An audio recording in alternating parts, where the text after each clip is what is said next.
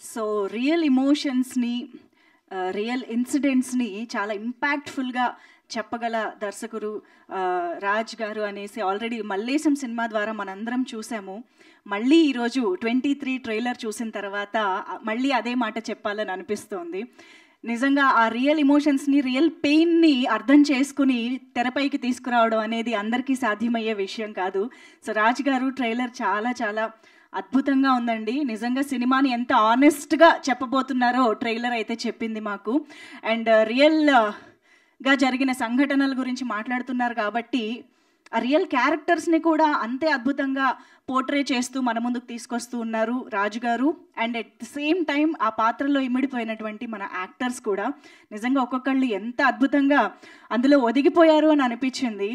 ఆ సంఘటనల్ని మాకు అంత కళ్ళకు కట్టినట్టుగా ఎమోషన్స్ని తీసుకురాబోతున్నారు అని అర్థమవుతోంది. And most importantly music director mark K robin గారు ఈ కథకి తగ్గట్టు, ఈ సినారియో, ఈ ఎమోషన్స్కి తగ్గట్టు చాలా అద్భుతమైన సంగీతాన్ని అందించారు. Thank you so much Mark K Robbins గారు. అండ్ అఫ్ కోర్స్ ఆయన అందించినటువంటి బాణీలకి మన ఆస్కార్ అవార్డు గ్రహీత చంద్రబోస్ గారు రాయడం అనేది ఇంకా గొప్ప విశేషంగా చెప్పుకోవాలి. ఎందుకంటే అన్ని రకాల భావోద్వేగాల్ని ఆయన రచనతో తట్టి లేపగల శక్తి ఉన్నటువంటి కలం ఆయనది. సో ఆయన నుంచి ఈ సినిమాలో ముత్యాల లాంటి 3 పాటలు కూడా మనం వినడం జరిగింది. ఆదిత్య మ్యూజిక్ ద్వారా ఈ పాటలన్నీ కూడా ఆల్రెడీ 4 పాటలు చక్కగా సినిమాకి తగ్గట్టుగా ఎంత అద్భుతంగా మనల్ని ఆకట్టుకున్నాయో మనం వింటూనే ఉన్నాము. సో అటువంటి వండర్ఫుల్ టెక్నీషియన్స్ ఈ చిత్రానికి వర్క్ చేయడం జరిగింది. సన్నీ గారు the DOP, of course agent Sai Srinivas Athreya, middle class melodies లాంటి బ్యూటిఫుల్ మూవీస్కి వర్క్ చేసిన డిఓపి ఈ సినిమాకు కూడా వర్క్ చేయడం. అండ్ ఎస్, ఇంకా చాలామంది టెక్నీషియన్స్ ఉన్నారు. నాకు తెలిసి ఆ ఇంట్రొడక్షన్ కానీ వాళ్ళ కాంట్రిబ్యూషన్ గురించి కానీ రాజ్ గారు చెప్తేనే బాగుంటుంది, ఆయన మాటల్లో వింటేనే బాగుంటుంది. కాబట్టి ముందుగా వేదికపైకి నేను director of course and the producer of this film Rachakonda గారికి సాదరంగా వేదికపైకి ఆహ్వానం పలికేస్తున్నాను. Sir, I can see so many technicians. Of course Bharadwaj garu ఇక్కడే ఉన్నారు, స్టోరీ ఐడియా ఇచ్చిన భరద్వాజ్ గారు, ఇండస్ మార్టన్ గారు. సో వారందరినీ వేదికపైకి ఆహ్వానం పలికేస్తూ మీ మాటల్లో కూడా మీ టెక్నీషియన్స్ గురించి చెప్తే బాగుంటుంది. కాబట్టి handing over the stage and mic to you sir. Thank you so much అండి. ఇక్కడికి వచ్చిన ఫ్రెండ్స్కి, మా క్యాస్ట్ అండ్ క్రూకి, మీడియాకి అందరికీ నమస్కారం అండి. 6 years majority of the cast and క్రూతో 6 సంవత్సరాలు 3 సినిమాలు అండి. ఇది గ్రాటిట్యూడ్. వాళ్ళు ఫస్ట్ ప్రిఫరెన్స్ అయితే ఎప్పుడైనా ఎవరైతే మనకి ఫస్ట్ మూవీ చేయడానికి మనకి సహకరించారో వాళ్ళ దగ్గరికి వెళ్ళి రిక్వెస్ట్ చేస్తా. సపోజ్ బిజీగా ఉండో ఏదో ఉంటే దెన్ వేరే వాళ్ళ దగ్గరికి వెళ్ళడం. కాకపోతే ఆ కృతజ్ఞత, ఆ గ్రాటిట్యూడ్ అలానే ఉందండి. ఇంక్లూడింగ్ మన ఇప్పుడు యాంకర్ కూడా మల్లేశం అప్పుడు చేశారు. సో నాకు యూవీ వాళ్ళు కొన్ని పేర్లు చెప్పినప్పుడు అరే నాకు మంజుష గారు అప్పుడు చాలా హెల్ప్ చేశారు, సో ప్లీజ్ రిక్వెస్ట్ చేయండి అని. So the gratitude is the key thing అండి. ఆ ఫస్ట్ సినిమా చేసిన క్యాస్ట్ అండ్ క్రూయే ఇప్పుడు మళ్ళీ సెకండ్ సినిమాకి, ఇప్పుడు థర్డ్ సినిమాకి. సో యాక్టర్స్ని ఎలా అయినా తెర మీద చూస్తారు కాబట్టి సో కొంచెం ప్రోటోకాల్ నేను ఎప్పుడైనా రిక్వెస్ట్ వేరేలా చేస్తా. ఫస్ట్ టెక్నికల్ టీమ్ని హెల్ప్ ఎవరి వల్ల అసలు ఈ సినిమా జరిగిందో వాళ్ళని ఫస్ట్ రిక్వెస్ట్ చేసి జస్ట్ క్విక్ ఇంట్రడక్షన్ అండి. భరద్వాజ్ సార్ ఈ స్టోరీ ఐడియా ఇచ్చినందుకు సరే. భరద్వాజ్ గారు రండి, వేదిక పైకి రావాల్సిందిగా రిక్వెస్ట్ చేస్తున్నాం.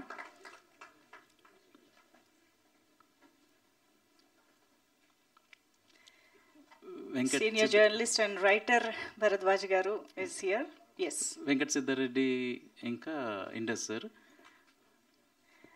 Venkat Siddhareddy garu, the executive producer of this film, and Indus Martin garu, writer. ఈ చిత్రానికి రచన చేసినటువంటి ఇండస్ మార్టిన్ గారు, ప్లీజ్ వెల్కమ్. ఇంకా మన మూవీలో 2 మంచి సాంగ్స్ కూడా రాశారండి ఇండస్. సో స్క్రీన్ ప్లే దగ్గరికి వచ్చేసరికి నేను మేబీ ఒక 70% వరకు రాసుకొని వస్తానండి. బట్ మిగిలిన 30% ఈజ్ ద కీ. ఎందుకంటే దాంట్లోనే ఎన్హాన్స్మెంట్స్ జరుగుతాయి. దానికి ఇప్పుడు క్రూలో ప్రతి మచ్ అందరిది ఒక చెయ్యి ఉందండి. బట్ మెజారిటీ ఒక 2 వేరే ఉన్నారండి.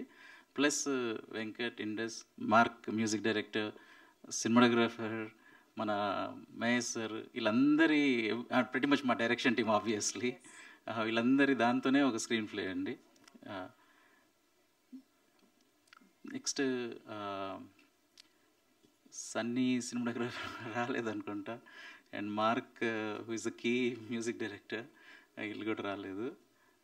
నెక్స్ట్ లక్ష్మణ్ సార్ ఇంకా Vishnu. Laxman sir overall production design and Vishnu వచ్చేసి మొత్తం ఆర్ట్, చాలా ఛాలెంజింగ్ ఆర్ట్ ఉన్నా కూడా. విష్ణువర్ధన్ గారు, ప్లీజ్ వెల్కమ్. రీసెంట్గానే 35 సినిమా ద్వారా కూడా ఆయన వర్క్ని మనం చూసాము. So please welcome. Anil movie editor, 8 AM కూడా ఎడిటర్. పాపం చాలా టార్చర్ చేస్తూ ఉంటా, తప్పదా అండి ఎడిటర్ని చేయడం. ఎవరిని టార్చర్ చేస్తారు సార్? నేను మీరే torture. Next Sripal, costume designer. Sai Teja, online editor. So మనకి ఆఫ్లైన్ ఎడిటర్ ఎంత ఇంపార్టెంటో సాయి అంత ఇంపార్టెంట్ అండి మూవీకి. డైరెక్షన్ టీమ్, ఇంకొకసారి ఇవన్నీ కాగానే మొత్తం నిలబడేదే బాలు. ఇక్కడ లేడు, but he's the most crucial person. మలేషియంకి సినిమాటోగ్రఫర్. నేను రిక్వెస్ట్ చేసి 2 జాబ్లు నాకు కష్టమవుతాయని అసోసియేట్ డైరెక్టర్గా 8 AM మెట్రోకి ఇంకా ఈ మూవీకి బాలు రాలేకపోయాడు. But Balu is one of the key persons. And then Srikar, ఇంకిద్దరు ఇక్కడ లేరండి, Altaf Sada and Vivek. But Srikar and Balu are the key people. Next Kiran production మొత్తం హ్యాండిల్ చేస్తాడు, my friend and everyone. So దీంట్లో కొన్ని నేను అందరివి వాళ్ళ కీ రోల్సే చెప్పాను, but everyone does everything else and including for example choreographer sir రాలేదు, but Mark also helps with writing some of the చిన్న ఇవి బాగుంటుందేమో ఈ మాంటాజ్ కానీ. సో ఈ థ్యాంక్ యూ సో మచ్. నాకు ప్రొడక్షన్కి ముందు స్క్రిప్ట్కి ఆఫీస్ స్పేస్కి అన్నిటికీ హెల్ప్ చేసిన మై కూడా. అండ్ అన్నిటికన్నా ఇంపార్టెంట్ చెప్పాల్సింది మహేష్ సార్ అండి. Multiple roles. ఫస్ట్ మలేషియం అప్పటి నుంచి both acting coach, casting director and actor కూడా ఇప్పుడు దీంట్లో 3 రోల్స్. సో 50% సార్ క్యాస్ట్ చేసిన, మిగిలిన ఫ్రెండ్స్ వాళ్ళు వీళ్ళు 50% తీసుకొస్తారండి. బట్ అది కూడా మళ్ళీ సార్ క్రెడిట్, ఎందుకంటే సార్ ఒకసారి వీడియో చూసేసారంటే నాకు ఒక కాన్ఫిడెన్స్. సో ఫస్ట్ ప్లస్ షూట్లో ఉన్నప్పుడు హీ హెల్ప్స్ అగైన్ విత్ ఇంకా ఇట్లా సజెషన్స్కి కానీ. అదే షూట్లో కూడా ఫస్ట్ షెడ్యూల్ అప్పుడు సార్ కోర్ట్ ఫిల్మ్లో ఆ అమ్మాయి కోచ్గా ఉండేవారు. సో ఫస్ట్ షెడ్యూల్లో దొరకలేదు నాకు sir. So that's how he helps. Behind the scenes ఉంటారు sir, but these are the major contribution. ఎవరైనా కొంతమంది రాలేనట్టున్నారు, but thank you so much అండి ఛాన్స్ ఇచ్చినందుకు. ఎందుకంటే ఈ గ్రాటిట్యూడ్ ఒకసారి మళ్ళీ దొరకదు ఛాన్సెస్, అందుకని దొరికిన 1-2 ఛాన్సెస్లో I can express my gratitude towards the team who have help me. Of course. Thank you so much. So వాళ్ళ క్రాఫ్ట్ ద్వారానే కాకుండా సినిమా మొత్తానికి కూడా వాళ్ళ కాంట్రిబ్యూషన్ ఇచ్చినందుకు they all deserve a big round of applause. Technicians, behind the camera వాళ్ళ గురించి మనకు తెలుసుకోవడం చాలా తక్కువ సందర్భాల్లో జరుగుతుంటుంది. So thank you each and everybody on stage. ఇంకెవరైనా మిస్ అయ్యారా చూద్దామా సార్? అంతేనా? ఓకేనా? యాక్టర్ని పిలుద్దామా? సో టెక్నీషియన్స్ అందరినీ to please have your seats. Thank you so much మీ అందరి కాంట్రిబ్యూషన్. మహేష్ గారు మీరు పర్మనెంట్ స్టేజ్ పైన. Yeah, thank you so much. So yes, యాక్టర్స్లో sir let's start with Teja, Tanmay. Teja to please join the stage and Tanmayi వేదిక పైకి రావాల్సిన request చేస్తున్నాము. సో టీజర్ లాంచ్లో మనం మిస్ అయ్యాం తన్మయిని, ఎందుకంటే ఈ సినిమా రిలీజ్కి ముందే తను ఆల్రెడీ బిజీ అయిపోయిందనమాట. సో తేజ అండ్ తన్మయి మనం ట్రైలర్లో చూసినట్టు చాలా ఒక beautiful chemistry and beautiful love bond రాబోతోంది ఈ సినిమా తెరపైన అని అర్థమవుతోంది. పవన్ రమేష్, ప్రణీత్, వ్యాస్, భరత్, అర్జున్, శ్రీనివాస్, భాషా సార్, శ్రీనివాస్ గారు కూడా.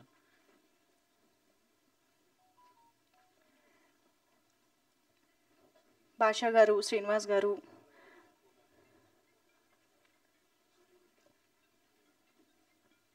Welcome sir.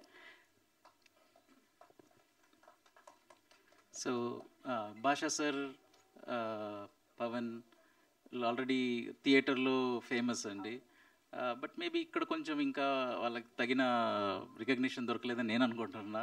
But hopefully soon they will get their share of Pavan Ramesh గారు ఈ స్టార్టెడ్ టు షైన్ మంచి మంచి రోల్స్లో. ఐఎమ్ ష్యూర్ ఈ సినిమాలో చాలా ఇంపాక్ట్ క్రియేట్ చేయబోతున్నారని అర్థమవుతుంది. అండ్ చాలా రియల్ క్యారెక్టర్స్ని కూడా వీళ్ళలో చాలా మంది పోర్ట్రే చేయబోతున్నారు కాబట్టి I think this is a very important ఏమంటారు ఎక్స్పీరియన్స్ వాళ్ళందరి కెరియర్లో అని అర్థమవుతుంది. సో ఒక్కసారి వాళ్ళ నుంచి కూడా మనం ఎక్స్పీరియన్స్ విశేషాలు తెలుసుకుందాము. స్టార్ట్ చేయండి మహేష్ గారు, మీరు మల్టీ టాలెంటెడ్, మల్టీ కాంట్రిబ్యూషన్ ఇచ్చారు, సో ప్లీజ్. గుడ్ ఈవినింగ్ అండి అందరికీ. Correct start. ఈ సినిమా గురించి ఆల్రెడీ తెలుసు, కొన్ని తెలియనివి కొన్ని చెప్దామండి. నేను మొదటిగా చెప్పాల్సింది అందరి గురించి చెప్పారు కానీ రాచకొండ గారి గురించి చెప్పాలన్నమాట. ఎందుకు అంటే ఈజ్ ద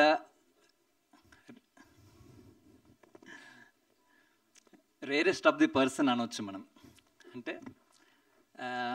ఎలా చెప్పొచ్చు అంటే ఇప్పుడు మనకు ఆల్రెడీ తెలుసు, ఇప్పుడు మన ఇండియా పాకిస్తాన్లో ఈ గొడవలు అవుతుంటే ఆ పాకిస్తాన్లో ఉండే వాళ్ళ అందరూ కూడా ఒక మనస్తత్వంతో ఆలోచిస్తారు.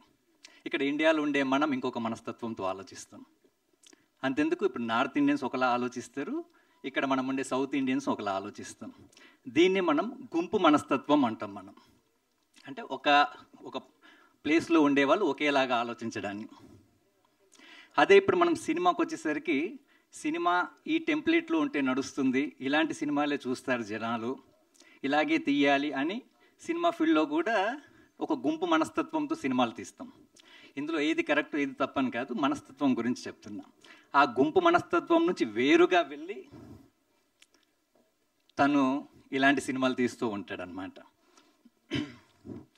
విచిత్రం ఏంటంటే తను సినిమాలు చేస్తాడు అంటే మన రెగ్యులర్గా ఒక సినిమాలో డైలాగ్ ఉంది, వచ్చాడు కొట్టాడు వెళ్ళాడు రిపీట్, వచ్చాడు కొట్టాడు వెళ్ళాడు రిపీట్ అని ఉంటుంది కదా. అలాగే తను యూఎస్ నుంచి వస్తాడు ఇక్కడికి, సినిమాలు చేస్తాడు. సినిమాలు చేసేటప్పుడు అంటే తను ఏదో డబ్బులు చాలా ఉండి సినిమాలు అలా చేసే పర్సన్ కాదండి. సినిమాలు చేసినప్పుడు అప్పులు అయితే మళ్ళీ యూఎస్కి వెళ్ళి అక్కడ మామూలుగా రాత్రి పగలు బాగా కష్టపడి సంపాదించి ఆ లాస్ట్ అప్పు తీర్చే రోజు మార్నింగ్ అప్పు తీర్చాడంటే మళ్ళీ సాయంత్రం తన మెదడులోకి ఇంకొక ఆలోచన వస్తుంది, మళ్ళీ వస్తాడు, సినిమా తీస్తాడు, అప్పులు అవుతుంది, యూఎస్కి వెళ్తాడు, మళ్ళీ పని చేస్తాడు, అప్పులు తీరుస్తాడు, రిపీట్. సో నా ఉద్దేశం ఏంటంటే ఇలాంటి పర్సన్స్కి మనం అవకాశం అంటే సినిమాలు చేయకపోతే అంటే జనరల్ డిస్కషన్లు కూడా సినిమాలు ఇలా ఉంటే బాగుంటుంది అంటే మన టీంలో కూడా డిస్కషన్ చేస్తుంటారు కదా, 18 years నుంచి ఒక 30 years వాళ్ళని అట్రాక్ట్ చేయాలి, అలాంటి సినిమాలే చేయాలి అని. అంటే అందరూ తీస్తుంటారు కానీ ప్రత్యేకంగా ఇలాంటి సినిమాలు చేయకపోతే మర్చిపోతాం మనం, సినిమా అంటే అదే టెంప్లెట్ ఏమో అని గుర్తుంటుంది అనమాట. కాబట్టి ఇలాంటి వాళ్ళని మనం రెగ్యులర్గా అంటుంటాం కదా, ప్రొడ్యూసర్ని బతికించుకోవాలని చెప్పేసి, ఆ రొటీన్ డైలాగ్ అనమాట. ఈ సినిమా ఏదో రకంగా హిట్ చేయాలి, లేకపోతే ఏమవుతుందంటే అయ్యేది ఏం లేదు. ఈ సినిమా హిట్ అయితే ఇమీడియట్గా ఇంకో సినిమా స్టార్ట్ అవుతుంది. ఈ సినిమా హిట్ చేయకపోతే మళ్ళీ యూఎస్ వెళ్తాడు, కష్టపడతాడు, అప్పు అన్నీ తీరుస్తాడు, మళ్ళీ వచ్చి సినిమా చేస్తాడు, లేట్ అవుతుంది, 5 సంవత్సరాలు అవుతుంది అనమాట. అందుకని 16వ తారీఖు సినిమా రిలీజ్ అవుతుంది. ఖచ్చితంగా అంటే ప్రివ్యూ చూసిన ప్రతి ఒక్కరికి నచ్చింది ఈ సినిమా, కాబట్టి మీరు అందరూ చూడండి, ఖచ్చితంగా నచ్చుతుంది, సినిమా హిట్ అవుతుందని నా అభిప్రాయం. ఇదంతా కూడా మీ చేతుల్లో ఉంది. ఈ టైంలో నాకు శ్రీశ్రీ గారిది ఒకటి గుర్తొస్తుంది అనమాట. నిప్పులు చిమ్ముకుంటూ నింగికి నేను ఎగిరిపోతే నివిడాశ్చర్యంతో మీరు, నెత్తురు కక్కుకుంటూ నేలకు నే రాలిపోతే నిర్దాక్షిణ్యంగా మీరే. ఈ సినిమాని హిట్ చేస్తే అలా ఉంటుంది, మీరు చూడకపోతే ఇలా బాధపడతాం. Thank you. Thank you so much Mahesh garu. Praneeth గారి మాటలు విందాము. You're not here. Oh, you're waiting for the mic. I have the mic. Yeah. Good evening, Andy. Good evening, everybody. Mahesh garu cheppinattu very genuine person Raj garu, very transparent, and he thinks from all the sides. Meer ippudu cinema subject choose like he won as a writer and director by picking the subject of the victims. ఆ side నుంచి ఎవరు ఆలోచించారు జనరల్గా. ఏదో జైల్లో బతుకుతున్నారు. I think they are still in jail కదా sir. వాళ్ళిద్దరు నిజంగా ఇంకా జైల్లోనే ఉన్నారు. హీరో తేజ చేసిన క్యారెక్టర్, పవన్ రమేష్ చేసిన క్యారెక్టర్. అండ్ మీ అందరికీ ఇది సినిమాలా కనబడుతుంది, కానీ నాకు మాత్రం ఒక పెద్ద రెవల్యూషన్ అని నాకు మనసులో చాలా గట్టి నమ్మకం. ఎందుకంటే ఇది జనాల్లోకి వెళ్తే, ఈ సినిమా మీరు చూసి దీన్ని ఎంకరేజ్ చేస్తే, రేపు 30 ఏళ్ళ నుంచి జైల్లో ఉన్న ఆ ఇద్దరు విడుదలై మనలాగా స్వేచ్ఛగా బతికే అవకాశం ఉంది. బికాజ్ మన నుంచే ఒక రెవల్యూషన్ స్టార్ట్ అవుతుంది, మన నుంచే గవర్నమెంట్ కలవచ్చు, మన నుంచే ఏదైనా జరగవచ్చు రేపు వాళ్ళిద్దరు స్వేచ్ఛగా బతకడానికి. ఆ ప్రయత్నం నాకు చాలా తెరచాటుగా కనబడింది sir. And that intention of him is so pure. అంటే మనలాగా మనం ఇప్పుడు వస్తున్నాం ప్రసాద్ ల్యాబ్ అంటే ప్రసాద్ ల్యాబ్కి వచ్చాం, రేపు సినిమాక్స్ అంటే సినిమాక్స్కి వెళ్తాం. పాపం అక్కడ ఇద్దరు జైల్లో ఉన్నారు. And it is their story. అండ్ వాళ్ళ లైఫ్లో ఏం జరిగింది, వాళ్ళు ఎలాంటి కష్టాలు ఫేస్ చేశారు, ఎలా ఇలాంటి సిచ్యువేషన్కి వచ్చారు, మీకు అదంతా కళ్ళకి కట్టినట్టుగా సార్ చూపించారు. నేను సినిమా చూసినప్పుడు చాలా డిస్టర్బ్ అయ్యాను. అంటే ఇలాంటి సొసైటీలో మనం we are not able to do anything.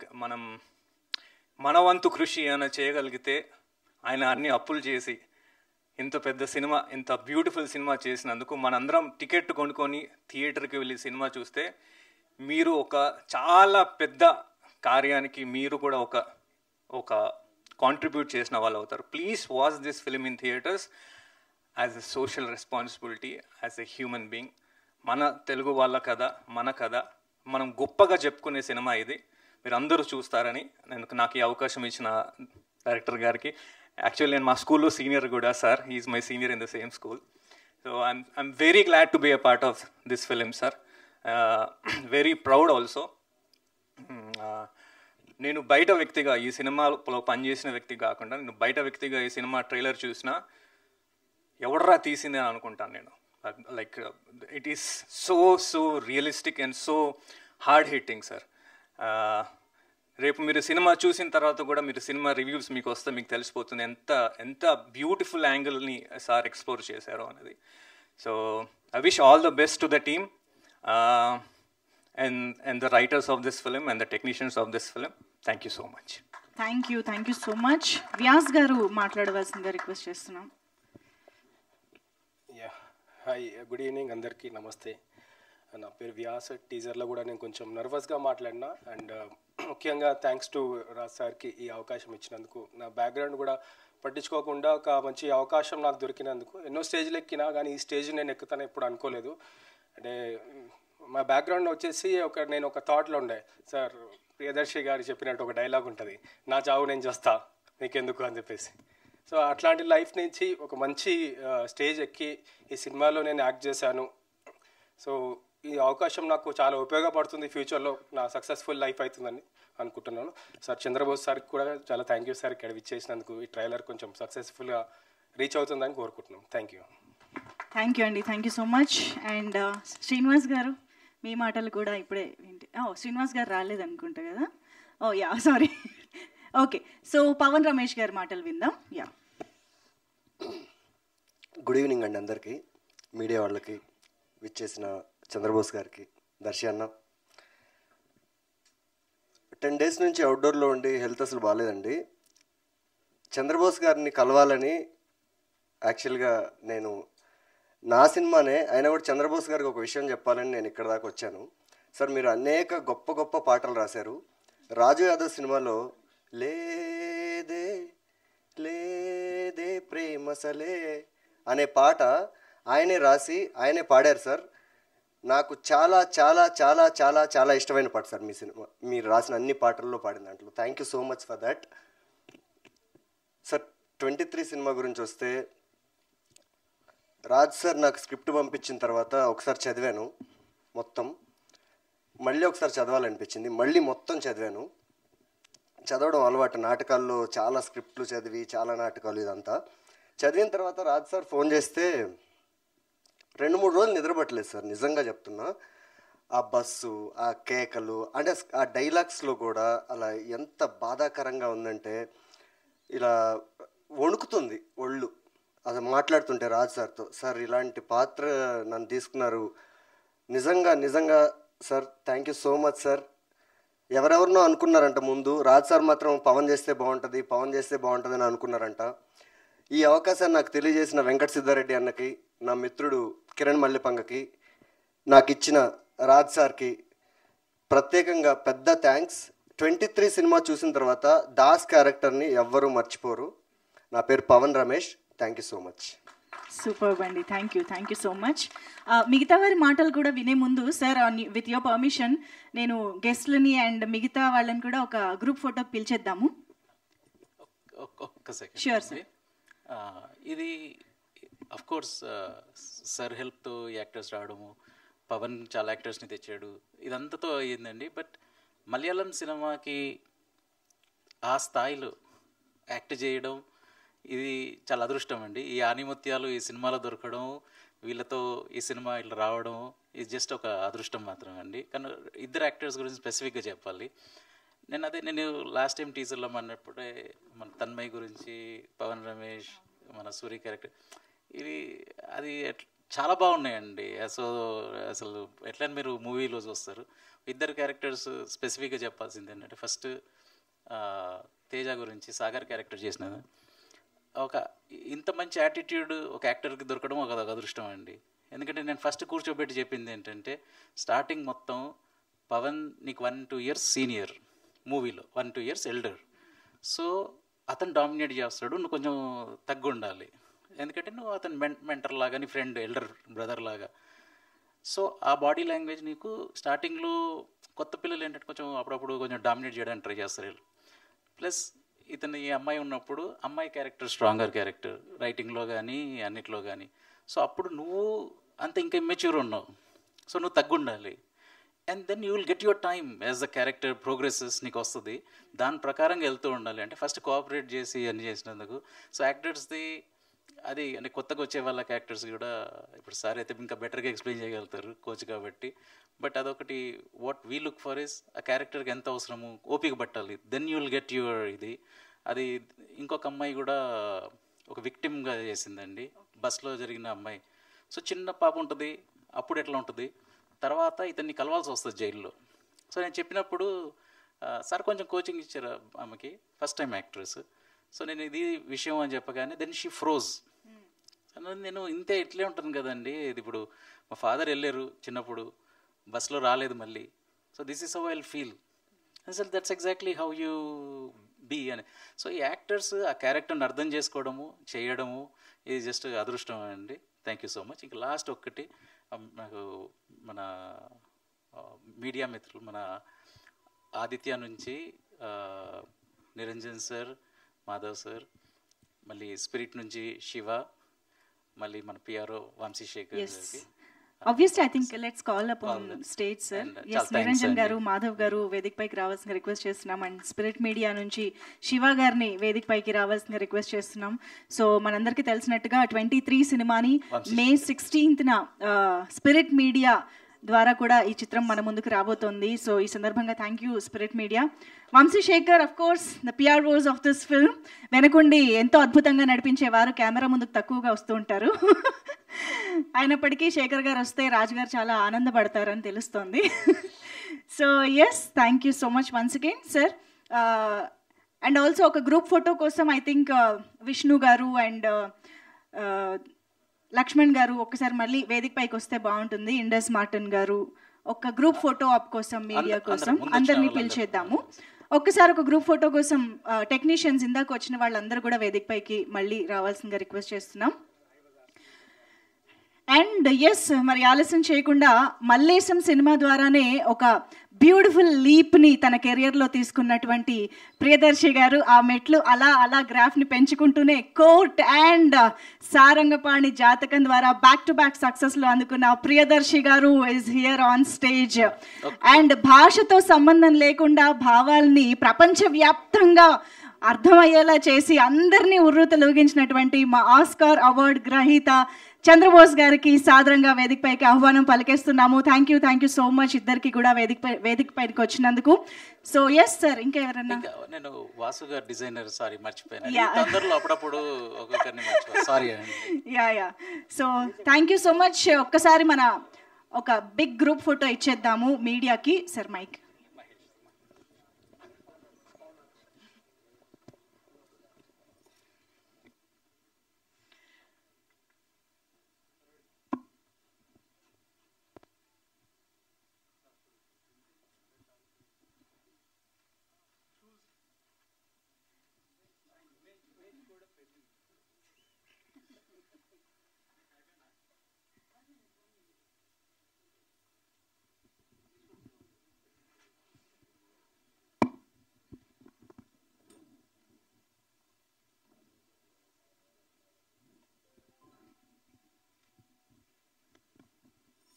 Channels కూడా అయిపోతే చెప్పండి.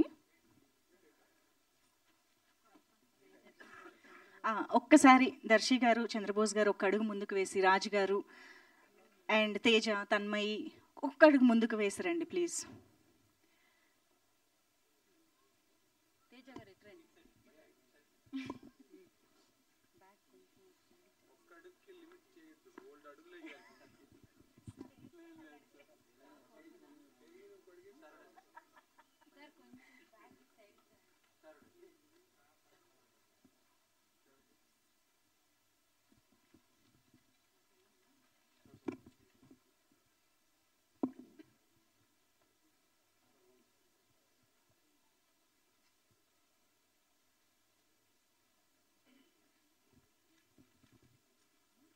ఓకేనా?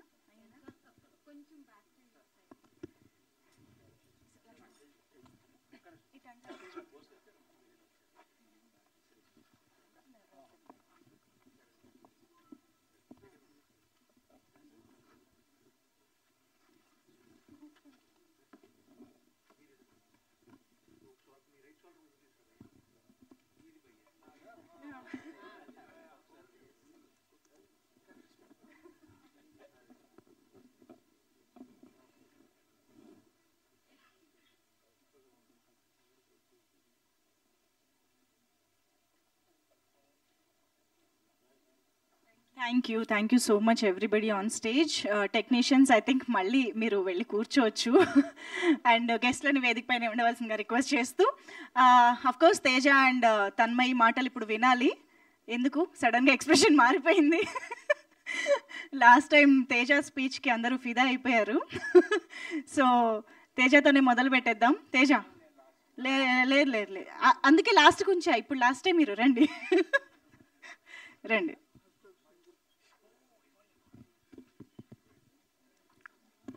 Good evening to everybody.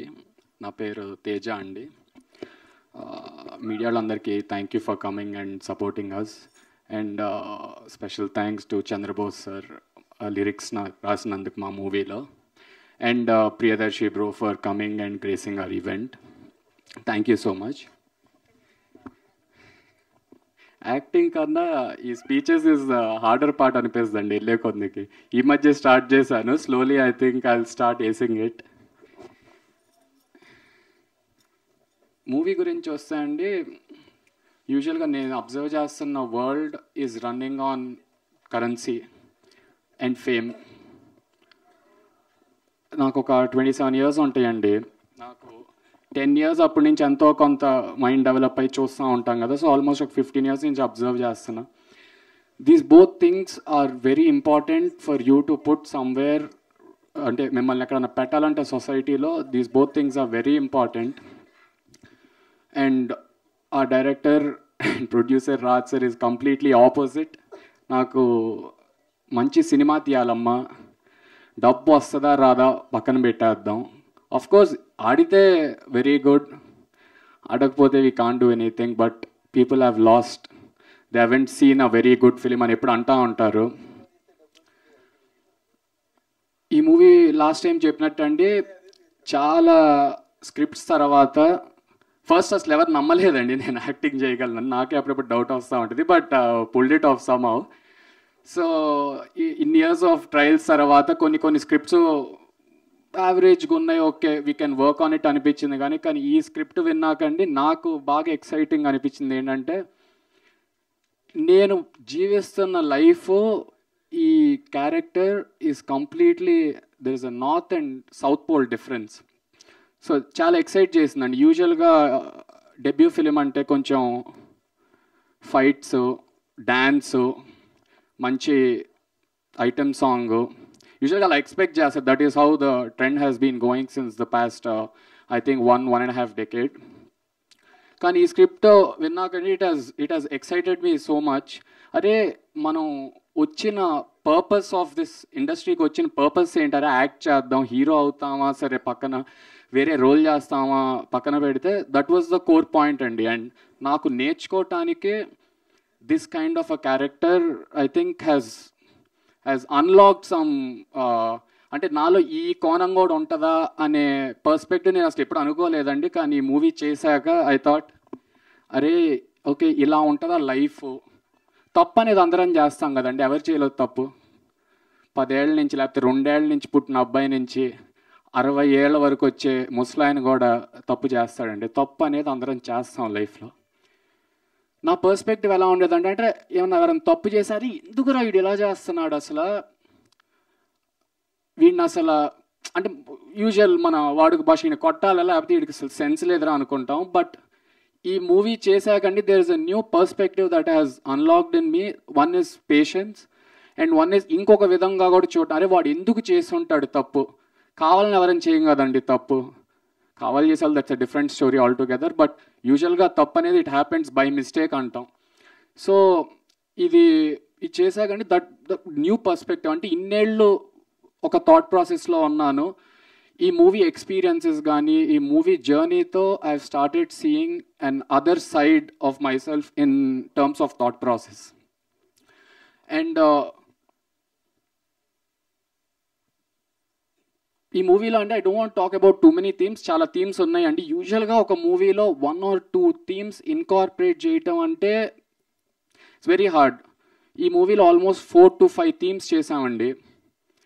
We have taken people, visually we have taken them back to the 1990s. మనకు అంటారు కదండి, రాజుల కాలం నుండి ఇప్పుడు వరకు there is injustice, there is good and there is bad. Always in society there is yin and yang. There's a reason why ఇటు రెండు సైడ్లో ఉంటారు, left and right wing.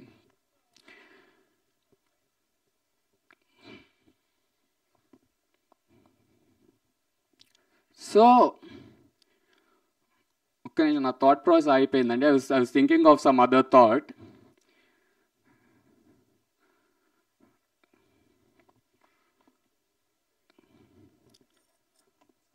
You can take the help of your director.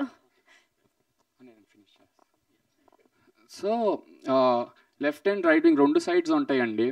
So ఒకప్పుడు జరిగిన అన్యాయం కానీ ఒకప్పుడు జరిగిన డ్యామేజ్ అందరు మర్చిపోయి ఉంటారు. ఈ మూవీ ద్వారా ఏంటంటే వీఆర్ నాట్ ట్రయింగ్ టు కొత్త గొడవలు రేపుదామని కాదు, లేకపోతే ఏమన్నా ఇలా జరిగిందని. We just here to show okay there is good but there is also bad at a certain point of time in society and it is still there even date. So we are just trying to show it in a good dramatic format. I hope this speech was little better than last time and thank you so much Andy for coming. The rest I think we'll speak in the pre-release. Superb Teja garu, thank you so much. ఎప్పుడైనా సరే from the heart వస్తుంది కదా. I know, thank you. Ganesh garu is waiting for another photo. Okay.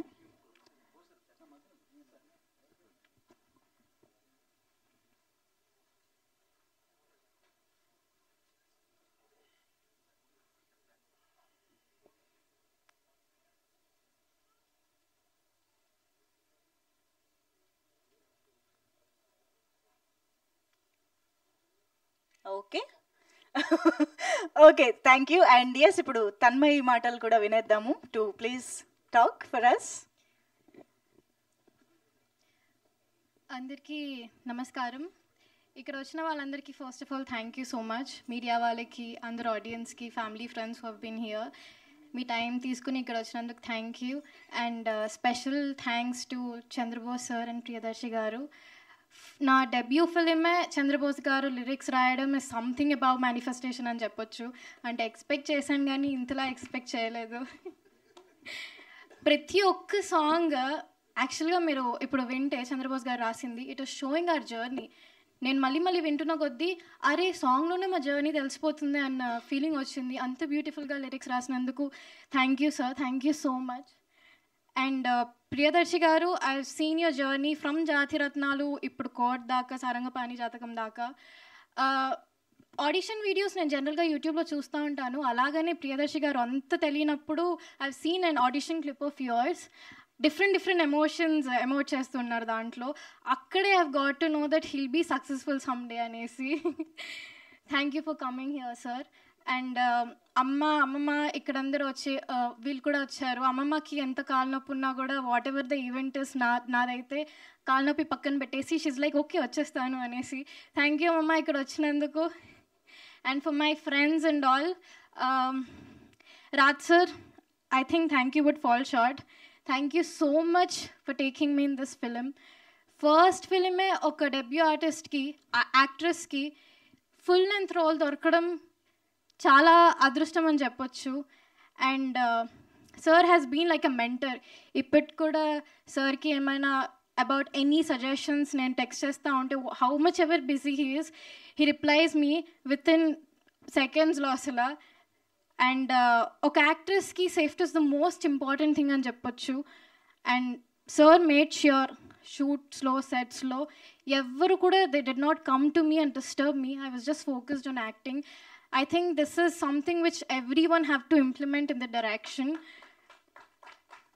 దీనివల్ల నాకు ఎక్కడ కూడా focus పోకుండా, if you see the film you'll understand why that నేను అంత ఫోకస్డ్గా అంత మంచిగా నా క్యారెక్టర్ని పోర్ట్రే చేయగలిగాను అనేసి. It is not just because I know acting, it is also because I don't have any other tensions or worries about it. And coming to the film, ఒక pure love story, 90s love story. ఈ purity miss అవుతున్నాం ఇవాళ రేపు జనరేషన్లో. The trend has change. ఇలాంటి films, ఒక pure మంచి love stories ఇవాళ రేపు అసలు కనిపించట్లేదు. సో నాకు తెలిసినంత వరకు ప్రతి ఒక్కరూ, ఈ జనరేషన్ వాళ్ళకి స్పెషల్గా ఈ సినిమా ఇంపార్టెంట్. ఎందుకంటే తెలిసి తెలియక చాలామంది చాలా మిస్టేక్స్ చేస్తారు. కొంతమంది వాళ్ళకి తెలియకుండానే ఆ మిస్టేక్ చాలా పెద్దగా అయ్యి ఎలా వాళ్ళ లైఫ్ని బలితీస్తుంది అనేసి ఈ ఫిలిం చెప్తుంది. So this is very much important. ప్రతి ఒక్కరికి ఫిలిం అందరూ చూడాలి. దిస్ జనరేషన్స్, ఓల్డర్ జనరేషన్స్ అందరూ కనెక్ట్ అయ్యే film. So I want each and every one of you to go to the theatre. May 16th నా ఫిలిం రిలీజ్ అవుతుంది. I want you all to encourage new talents like us. Telugu వాళ్ళని encourage చేస్తూ, ఒక fresh ఫేసెస్ని encourage చేస్తూ, I hope you all will watch this films in the theatre. Thank you so much. Thank you so much, Tanmay. Wonderful. Very much looking forward to see your performance in the film on May 16th. So yes, ఆలస్యం చేయకుండా, అంటే ప్రశ్నించే తత్వం, ప్రశ్నించే ధైర్యం చాలా తక్కువ మందిలో మనం చూస్తూ ఉంటాము. అలాగా ఈ సినిమా ద్వారా సమాజంలో చట్టం అందరికీ సమానంగా వర్తిస్తుందా అంటూ ఒక అద్భుతమైన రియల్ ఇన్సిడెంట్స్ని మనకి అంత ఇంపాక్ట్ఫుల్గా తీసుకొస్తున్నటువంటి డైరెక్టర్ రాజ్ గారి మాటలు ఒక్కసారి విందాము సార్. ఫ్రెండ్స్ అందరు అంటారండి, ఇప్పుడు థియేటర్లో ఎవరికి రావట్లేదు కదా, ఓటీటీకి వెళ్తే అయిపోతుంది కదా అని. కానీ నాకు అర్థం కానిది ఏంటంటే అండి, ఓటీటీకి వెళ్తే ఫస్ట్ థియేటర్కి వెళ్తామంటారని తెలియదు అందరికీ జనరల్గా.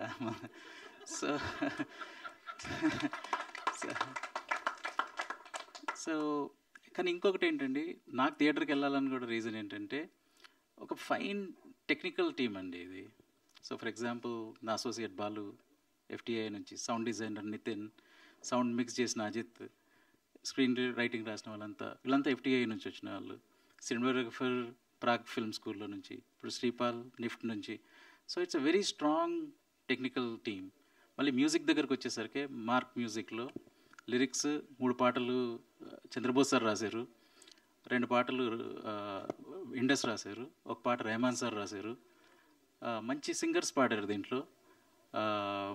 కార్తీక్, రమ్య బెహ్రా, చిన్మయ్, కైలాష్ ఖేర్, కపిలన్.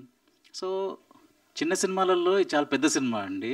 సో అందుకనే ఇది మిక్స్లో కానీ థియేటర్ కోసం చాలా శ్రద్ధ తీసుకొని చాలా టెక్నికల్గా కాన్సన్ట్రేట్ చేసి, ఇప్పుడు లొకేషన్స్ సెట్స్లో ఏదో చేసేయచ్చు, బట్ యాక్చువల్ జైలుకి వెళ్ళడము, ఈ రీజన్స్ వల్ల ఈ సినిమా థియేటర్కి perfect cinema.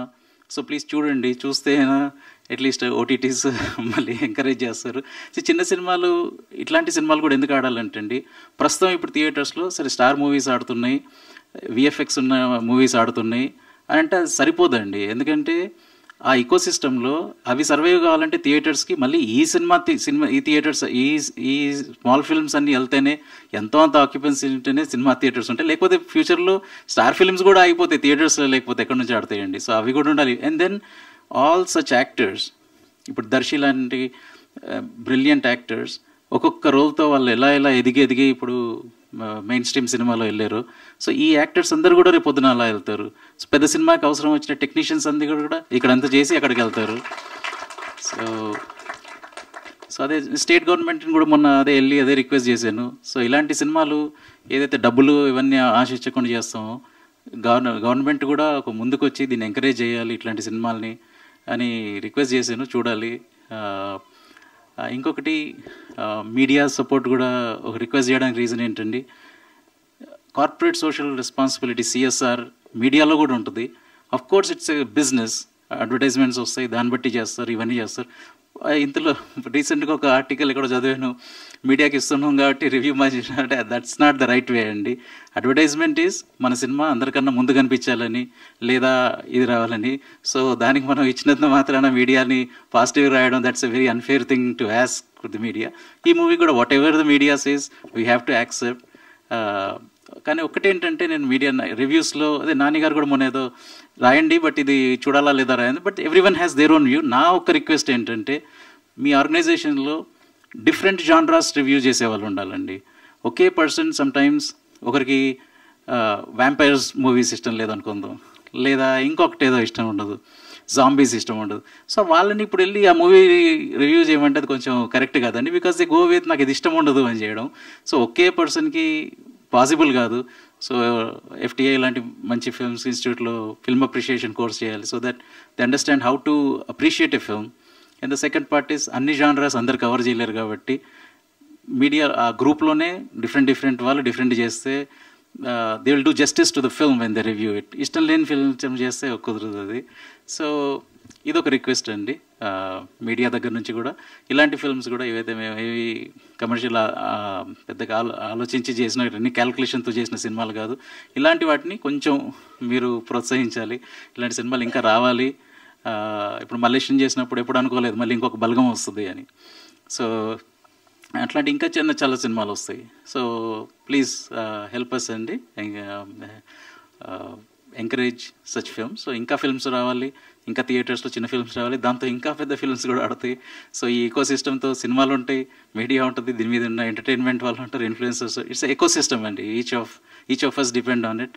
So please help us. Thank you so much. Sir మీ దగ్గర ఎన్ని ఐడియాస్ అంటే ఒక పెద్ద ప్యానెల్ డిస్కషన్ పెట్టి మీ నుంచి చాలా రాసుకోవాలి సార్. యాక్చువల్లీ ప్రతి కాన్సెప్ట్లో ఆయనకు ఒక ఐడియా ఉంది. Thank you so much for that and for this film as well. Thank you so much. మరి ఎస్, తన జాతకాన్ని మార్చేసిన మల్లేశం డైరెక్టర్ కోసం వచ్చినటువంటి మా ప్రియదర్శి గారి మాటలు ఇప్పుడు వినేద్దాము. ఇక్కడికి వచ్చిన అందరికీ నమస్తే. పాత్రికేయ సోదరిమణులకు అలాగే స్నేహితులు చాలామంది ఉన్నారు. అండ్ ఎస్పెషల్లీ నేను మల్లేశం సమయం నుంచి వర్క్ చేస్తున్న ఎంతోమంది, వెంకటన్న, మహి అన్న, లక్ష్మణ్ సార్ అందరిని చూస్తుంటే నాకు చాలా ఇదే స్టేజ్ మీద 5 ఏళ్ల క్రితం మేము మల్లేశం ప్రీ రిలీజ్ చేసాం. అప్పుడు కూడా రాజుగారు పడుతున్న కష్టం, మళ్ళీ అలాంటి కష్టం, మళ్ళీ అవే కళ్ళు, మళ్ళీ ఇప్పుడు ఇది అవుతుందా కాదా, మళ్ళీ అదే ప్రోటోకాల్, అందరి టెక్నీషియన్స్ని ముందు పిలిచి తర్వాత యాక్టర్లు పిలిచి. So it also feels like coming back home. So thank you Raju గారు నన్ను ఇక్కడికి ఇన్వైట్ చేసినందుకు. నేను కూడా ఇక్కడికి రావడానికి ఇంకో ముఖ్య కారణం ఏంటంటే కృతజ్ఞత.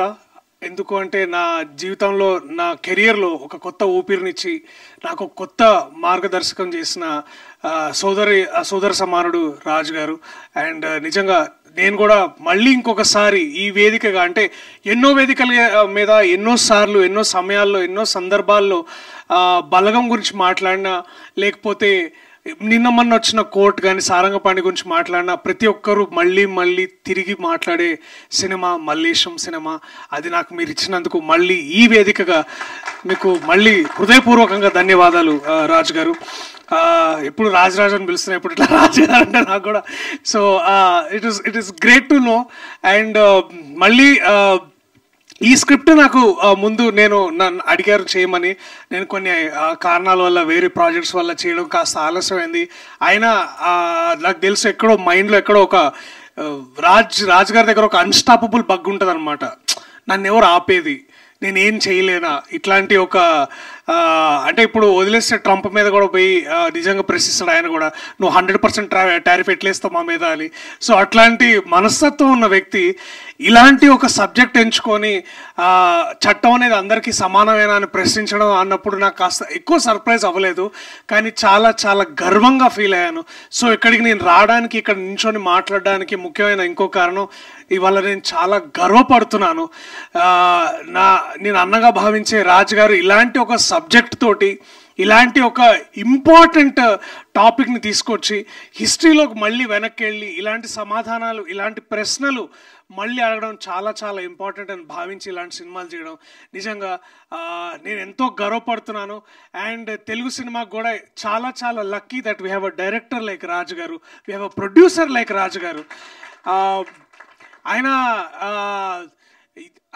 నేను ఇప్పుడు కాదు ఎప్పుడు చెప్తుంటా, ప్రొడ్యూసర్గా ఫెయిల్ అవుతారేమో కానీ డైరెక్టర్గా, ఒక రచయితగా, ఒక మంచి మనిషిగా మనందరికంటే ముందు ఎంతో ముందుండి ఎంతో గొప్పవారు రాజుగారు. ఆ విషయంలో నాకు ఎటువంటి సందేహం లేదు. This goes by saying without any reasonable doubt. So I'm grateful for films like that. And also ఎక్కడో కాస్త ఈర్ష ఉంది. ఇందాక ట్రైలర్స్ ఉంటే అబ్బా అప్పుడు డేట్లు కుదురుంటే చేసేవాళ్ళం కదా, ఇప్పుడు ఏంది అని అనిపించింది. So I know the potential what you can bring to the stage and to the stories. And ఒక్కోసారి అంటే దాశరథి గారు రాసిన పోయమ్స్ లాగే ఉంటుంది ఆయన లైఫ్ కానీ, ఆయన లైఫ్ స్టైల్ కానీ, ప్రశ్నించే విధానం కానీ, లేకపోతే ఎంతో అంటే ఇట్లాంటి కథలు చెప్పే ముందు వారు ఆ కథని పూర్తిగా వింటారు. అంటే ఇట్లాంటి ఎన్నో కథలు వింటారు, అర్థం చేసుకుంటారు. అవి ఎక్కడున్నా సరే అవి నెగ్లెక్టెడ్ కానీ ఫీల్ అయితే వాటిని బయటకు తీసుకొచ్చి మన ముందు పెడతారు. చాలాసార్లు చాలా అన్కంఫర్టబుల్గా ప్రశ్నలు అడుగుతుంటారు. అండ్ ఆ విషయం మేబీ ఆ డిస్కషన్ అక్కడికి ఆగిపోద్దాము, కానీ ఆ ప్రశ్న మనలో బయలుదేరుతుంది. అలాంటి సినిమానే 23 కాబోతుంది. సో దయచేసి మీరందరూ మే 16 చూడండి. అండ్ ఎందుకంటే కేవలం ఇది రాజుగారు చేసినందుకు కాదు, కానీ తెలుగు భాషకి, తెలుగు పాటకి, తెలుగు సినిమాకి ఒక కొత్త గౌరవాన్ని, ప్రపంచవ్యాప్తంగా గౌరవాన్ని తీసుకొచ్చిన చంద్రబోస్ లాంటి గొప్ప రచయిత ఇవాళ ఇట్లాంటి వేదిక మీద ఉండడం, వారికి నేను జస్ట్ ఇట్లా 1 hand డిస్టెన్స్లో నించోవడం నిజంగా నాకు చాలా గొప్ప విషయం. అండ్ ఇలాంటి గొప్ప కవి, ఇలాంటి గొప్ప రచయిత మనకి ఇట్లాంటి సినిమాకి పనిచేయడం కూడా ఇది చాలా చాలా గొప్ప విషయం. థ్యాంక్ యూ చంద్రబోస్ గారు. అప్పుడు మల్లేశం చేసినందుకు మీరు జస్ట్ 8 AM మెట్రో చేయలేకపోయారు, బట్ ఇట్స్ ఓకే. మీ సరిసమానులు గుల్జర్ గారు అక్కడ చేశారు. సో ఐఎమ్ గ్రేట్ఫుల్ సార్ ఇవాళ ఇక్కడ ఉండడం. So quickly all my appreciation to the cast and crew. Teja, Tanmay, Teja I think ఆ సాగర్ నీలో ఇంకా కనిపిస్తున్నాడు నీ కళ్ళల్లో, నీ స్పీచ్లో. ఇంకా రైట్ ఆర్ రాంగ్ డిసిషన్ తీసుకోలేని, it's a very very very confusing but a very beautiful space. Congratulations. అలాగే మహేష్ గారు, కంగ్రాచులేషన్స్ సార్, మీరు కోచ్ నుంచి ఇప్పుడు యాక్టర్ అయ్యారు. సో మీకు ఇప్పుడు 360-degree ఎక్స్పీరియన్స్ వస్తుంది నాకు తెలిసి. Congratulations Tanmay on a very good performance.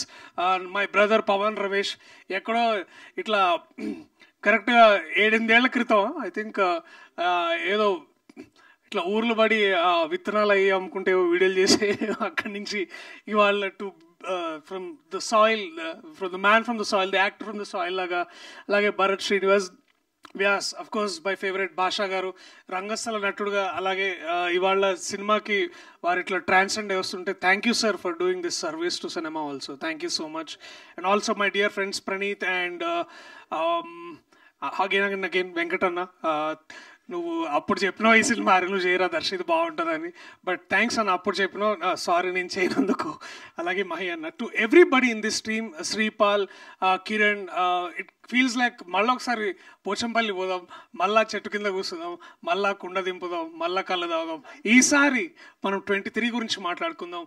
And ఇలాంటి సినిమా, ఇలాంటి కథలు, ఇలాంటి చిత్రాలు, ఇలాంటి ప్రశ్నలు అడగాలంటే అడగాల్సిన బాధ్యత కళాకారులుగా మాకెంతుందో, ఒక దర్శకుడుగా తనకెంతుందో, ఇలాంటి చిత్రాలు చూసి వీటిని ముందుకు నడిపించి సక్సెస్ఫుల్ పాదంలో నడిపించే బాధ్యత ప్రేక్షకులు కూడా కొంత ఉంది.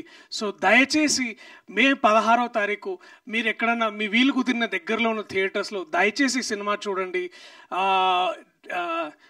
ఇవాళ నేను ఇక్కడ సగర్వంగా నిలబడి మీకు ఎన్నో చిత్రాలు అందించే సౌభాగ్యం నాకు ఎలా కలిగిందో, రేపు తేజాకో, తన్మయ్కో, పవన్కో, ఇలాంటి ఎంతోమంది నటులకి, రాజ్ గారు లాంటి ఎంతోమంది దర్శకులకి, చంద్రబోస్ గారు లాంటి వాళ్ళు ఎంతోమంది ముందుకొచ్చి నడిపిస్తారనే హోప్ మాలో కలుగుతుంది. So give us that hope on May 16th.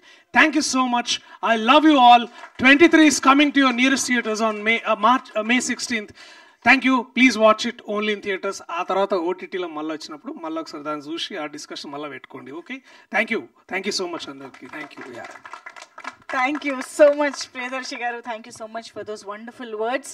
And of course ఆయన పాటల కోసం ఎంతగా ఎదురు చూస్తామో, వేదిక పైన మాటల కోసం కూడా అంతే ఎదురు చూస్తాం. ఎందుకంటే రెండిట్లోనూ అంతే పవర్ ఉంటుంది, అంతే పదునుంటుంది. కాబట్టి requesting our legendary lyricist Chandrabose గారు to please speak for all of us. మిత్రులందరికీ నమస్కారం. అందరూ చాలా చక్కగా మాట్లాడారు. రాజు గారు, ప్రియదర్శన్ గారు అందరూ కూడా, అంటే అందరూ మనసు లోతుల్లోంచి మాట్లాడినట్టుగా అనిపించింది. ఎవరు కూడా ముందు అనుకోరు కాదు, అప్పటికప్పుడు వాళ్ళ మనసులో ఏమనిపించిందో అది చాలా చక్కగా చెప్పారు. అంటే గట్టిగా మాట్లాడితే గాలిలో మనకు కనబడని సూక్ష్మక్రిములు కూడా గాయమవుతాయేమో అని చెప్పేసి అంత నెమ్మదిగా, అంత సున్నితంగా మాట్లాడతారు రాజుగారు. ఒక వ్యక్తిగా ఆయన హృదయం వెన్న, కానీ దర్శకుడిగా ఆయన హృదయం వజ్రం. ఒక దృఢ సంకల్పం, ఉక్కు సంకల్పంతో సినిమాలు చేస్తారు. నేను ఎప్పుడు నమ్మేది ఏంటంటే, నిజాయితీ అనేది పైనుండి కిందికి ప్రవహిస్తుంది జలపాతంలాగా. నిజాయితీ ఆయన 100 పాళ్ళు నిలువెత్తు నిజాయితీ ఆయన రాజుగారు. ఆ నిజాయితీ, ఆ నిజం అంతా కూడా కళాకారుల్లోనూ, నటీనటుల్లోనూ, సాంకేతిక నిపుణుల్లోనూ కూడా ప్రవహించి అందరూ నిజాయితీగా పనిచేశారు ఈ సినిమాకి. నేను సినిమా చూసిన తర్వాత పాటలు రాయడం కోసం వచ్చినప్పుడు 2.5 గంటలు సినిమా చూసిన తర్వాత ఏం పాటలు రాయాలి, ఎలా రాయాలని ఆలోచించకుండా ఈ సినిమాని ఎవరికి చెప్పాలి, ఏ పెద్ద సంస్థలకు చెప్పాలి, ఈ సినిమా బయటికి ఎలా తీసుకెళ్ళాలి, ఎలా ప్రజలకు చేరువ చేసే ఆ క్రమంలో నేను ఎలా సహాయపడాలని అదే ఆలోచిస్తున్నాను చాలాసేపు. దీన్ని ఎలా బయటికి రాబట్టాలి బయటికి అని చెప్పేసి చాలాసేపు ఆలోచించి తర్వాత కొన్ని రోజులకు మళ్ళీ పాటలు రాశాను. ఈ సినిమాకి పాటలు రాస్తున్నప్పుడు నాకు ఎదురైన ఒక సంఘటన చెప్తాను. ఏంటంటే, ఈ సినిమాకి ఒక సందర్భంలో రాబిన్ ఒక ట్యూన్ చేసి, అప్పటికే ఆర్కెస్ట్రా చేసి నాకు ట్యూన్ ఇచ్చారు. ఇచ్చిన తర్వాత నేనేమన్నానంటే రాజుగారితో 2-3 సార్లు విని, ఇది ఎందుకో నేను అనుకున్న భావాలకు, ఆ సందర్భంలో రావాల్సిన భావాలకు ఈ బాణిలో పొదగదేమో, నేను రాయలేకపోతున్నానేమో, అందువల్ల స్వేచ్ఛగా నేను ఒకటి రాసేస్తాను, రాసిన తర్వాత దానికి బాణి కడతారా అంటే అప్పటికి అది రికార్డ్ అయింది. దాన్నంతా పక్కన పెట్టి మళ్ళీ కొత్త పాట, కొత్త సాహిత్యానికి మళ్ళీ బాణి కట్టే అవకాశం కోసం నేను అడిగినప్పుడు వెనకాడకుండా మీరు రాయండి, మేము బాణి చేయిస్తామన్నారు. అబ్బాయి జైల్లో పడతాడు, అమ్మాయి ఎదురు చూస్తూ ఉంటుంది, అమ్మాయి పొట్టతో ఉంటుంది, ఎదురు చూస్తూ ఉంటుంది. అక్కడ తనొక జైల్లో ఉంటాడు, ఇక్కడ అమ్మాయి కూడా ఒక జైలు. అక్కడ ఊచలున్న జైలు, ఇక్కడ ఊచలు లేని జైలు. సో ఈ సందర్భంలో నేను రాశాను, నీదొక చెరసాల, నాదొక చెరసాల, నీది స్వేచ్ఛ లేని బ్రతుకు, నాది బ్రతుకే లేని స్వేచ్ఛ, ఇరువురి చెరలు తొలగేదెల, ఇరువురి చెరలు వేడేదెల, నీదొక చెరసాల, నాదొక చెరసాల, రాలేవని తెలిసి ఎదురే చూస్తున్నాను, వినలేవని తెలిసి ఏడుస్తూ ఉన్నాను, నీ గురుతులనే మోసి బరువెక్కాను నేను, అలసటతో అడుగే వేసి నడిచే గాయాన్నయ్యాను, నీదొక చెరసాల, నాదొక చెరసాల, నీది స్వేచ్ఛ లేని బ్రతుకు, నాది బ్రతుకే లేని స్వేచ్ఛ అని స్వేచ్ఛగా, స్వచ్ఛంగా రాస్తే దానికి బాణి కట్టి మళ్ళీ కొత్త పాట రికార్డ్ చేశారు. అంటే అక్షరానికి, సాహిత్యానికి, సృజనకి వాళ్ళు ఎంత అగ్రస్థానం, ఎంత పెద్ద పీట వేసే దర్శకుడు. కాబట్టి ఇలాంటి మంచి పాటలు రాయగలిగే అవకాశం నాకు లభించింది. కాబట్టి మనస్ఫూర్తిగా రాజుగారికి ధన్యవాదాలు తెలియచేసుకుంటూ, ఈ సినిమాలో అందరూ అందరిది కూడా ఎంత నిజాయితీ ఉంటుంది నటనలో, ఎంత సహజత్వం ఉంటుంది, ఎంత స్వభావ సిద్ధత ఉంటుందంటే అసలు నటించారా నేను నమ్మలేకపోయాను వీళ్ళందరూ నటన చూసి. మామూలుగా సినిమాల్లో మనం కింద క్రెడిట్స్లో సాంకేతిక నిపుణులను వేస్తాం కదా, ఈ సినిమానికి సాంకేతిక నిపుణులతో పాటు నటనా నిపుణులను వేయాలేమో వీళ్ళకు, అంత బాగా నటించారు.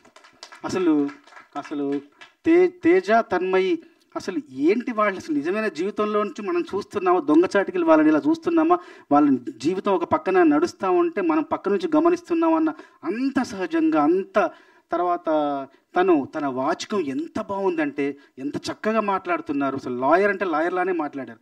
తర్వాత చూస్తే ఆయన తర్వాత అందరినీ కాస్టింగ్ చేసే డైరెక్టర్ అంట, అది నేను ఆశ్చర్యపోయాను. పవన్ బాబు నువ్వు నా పాటను పొగడేవని నేను పొగడట్లేదు బాబు, నేను నిజంగానే పొగడుతున్నా. అసలు జైల్లో ఒక మనిషి ఎలా ఉంటాడు, అతని మానసిక స్థితి ఎలా ఉంటుంది, అతని ప్రవర్తన ఎలా ఉంటుంది, ఎంత గందరగోళానికి ఎంత అయోమయానికి గురయ్యి ఎలా వాళ్ళు ప్రవర్తిస్తారన్న దానికి అలా సాక్షాత్కారం అసలు ఆయన చూస్తుంటే ఎంత బాగా నటించారో.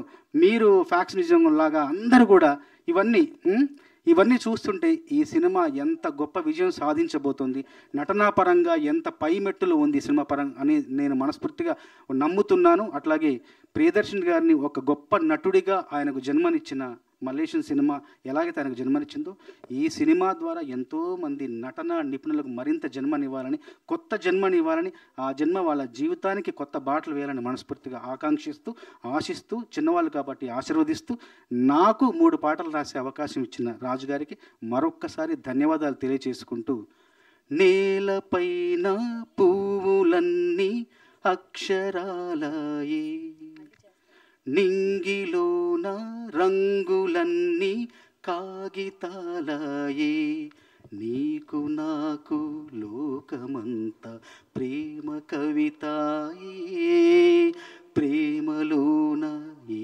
క్షణాలి శాశ్వతాలయే, ఇంకేమీ వద్దంట నువ్వుంటే చాలంట అంతే, బంగారం అక్కర్లేని సింగారం ఏడుందంటే అచ్చంగా చూపిస్తానే నిన్నే, ఐశ్వర్యం అక్కర్లేని ఆనందం ఏడుందంటే స్వచ్ఛంగా చూపిస్తానే నన్నే. ఇలాంటి మంచి బాణీలకు మంచి సాహిత్యం రాసే అవకాశం వచ్చింది. మరొకసారి రాజుగారితో ఒక అనుబంధం చెప్తారు. మల్లేశం కావచ్చు, ఈ సినిమా కావచ్చు, నేను ఒక రెమ్యునరేషన్ చెప్తా, ఆ రెమ్యునరేషన్ నేను అడిగింది తీసుకొచ్చిన తర్వాత నేను పాట రాసిన తర్వాత పాపం ఈ సినిమాకి అంత శక్తి, అంటే ఎంత శక్తి ఒక సినిమాకు ఉంటుంది, ఒక మార్కెట్ కానీ అదంతా చూసి నేను అడిగిన దాంట్లో ఒక 60% తీసుకున్నాను, మిగతా 40% అతనికి వెనక్కి ఇచ్చాను. ఎందుకంటే చిన్న సినిమా కష్టపడి చేస్తున్నాడు. నేను ఎందుకు ఇప్పుడు ఈ సంఘటన ఎందుకు చెప్తున్నానంటే, వచ్చేసారి ఈ సినిమా ఘన విజయం సాధించి నేను అడిగినంత మీరు ఇవ్వాలి, అది నేను తీసుకోవాలని నేను కోరుకుంటున్నాను. చాలా అద్భుతమైన సబబైన కోరిక సార్, నిజంగా థ్యాంక్ యూ.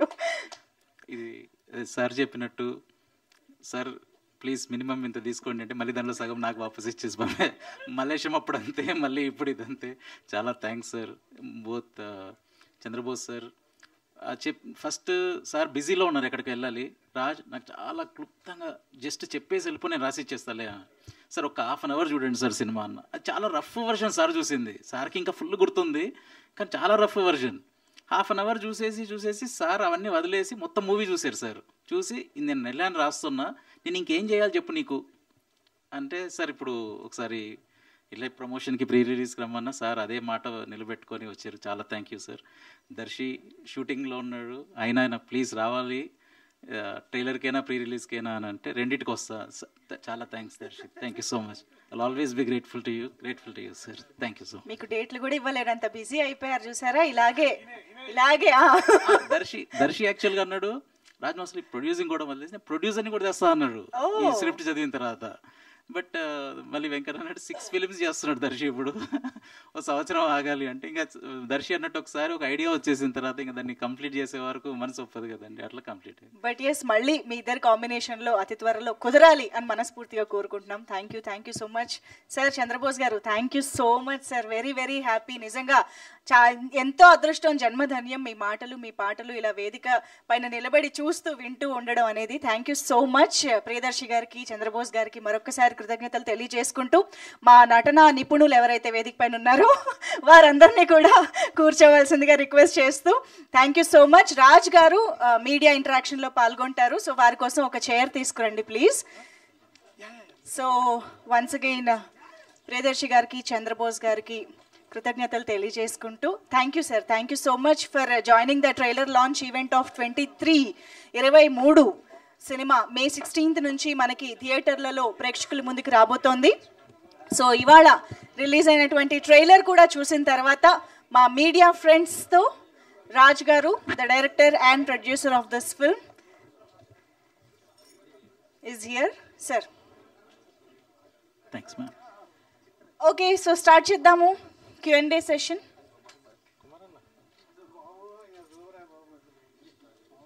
మైక్ ఎవరి దగ్గర ఉంది?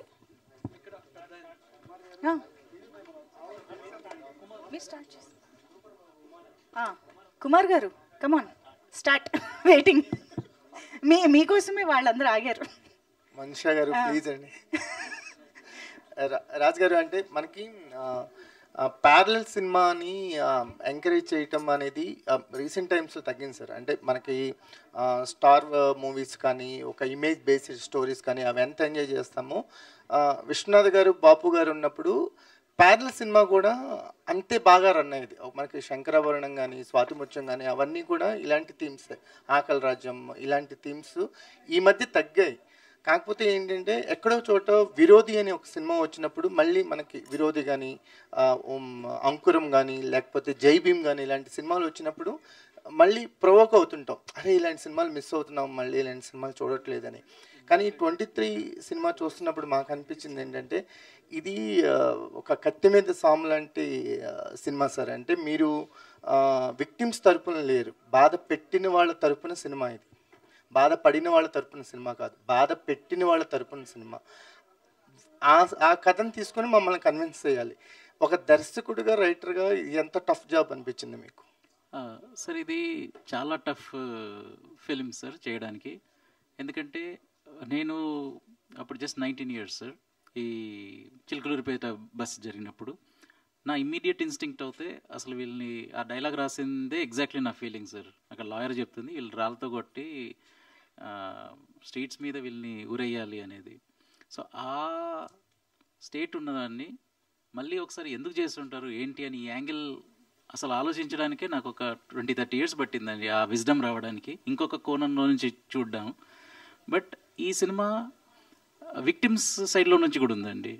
ఒక అమ్మాయి మీరు గుర్తుంటే మూవీలో వాళ్ళ సైడ్లో నుంచి విక్టిమ్స్ అసలు యాక్చువల్గా వీళ్ళ పరివర్తన అంతా కూడా విక్టిమ్స్ సైడ్ నుంచి వచ్చిన పరివర్తనే అండి. విక్టిమ్స్ని కలిసిన తర్వాత అసలు పాపం వాళ్ళు తప్పు లేకుండా ఏం లేకుండా ఒక బస్సులో వెళ్ళిపోతే వాళ్ళ నాన్న రాకపోతే వాళ్ళ పరిస్థితి ఏంటి?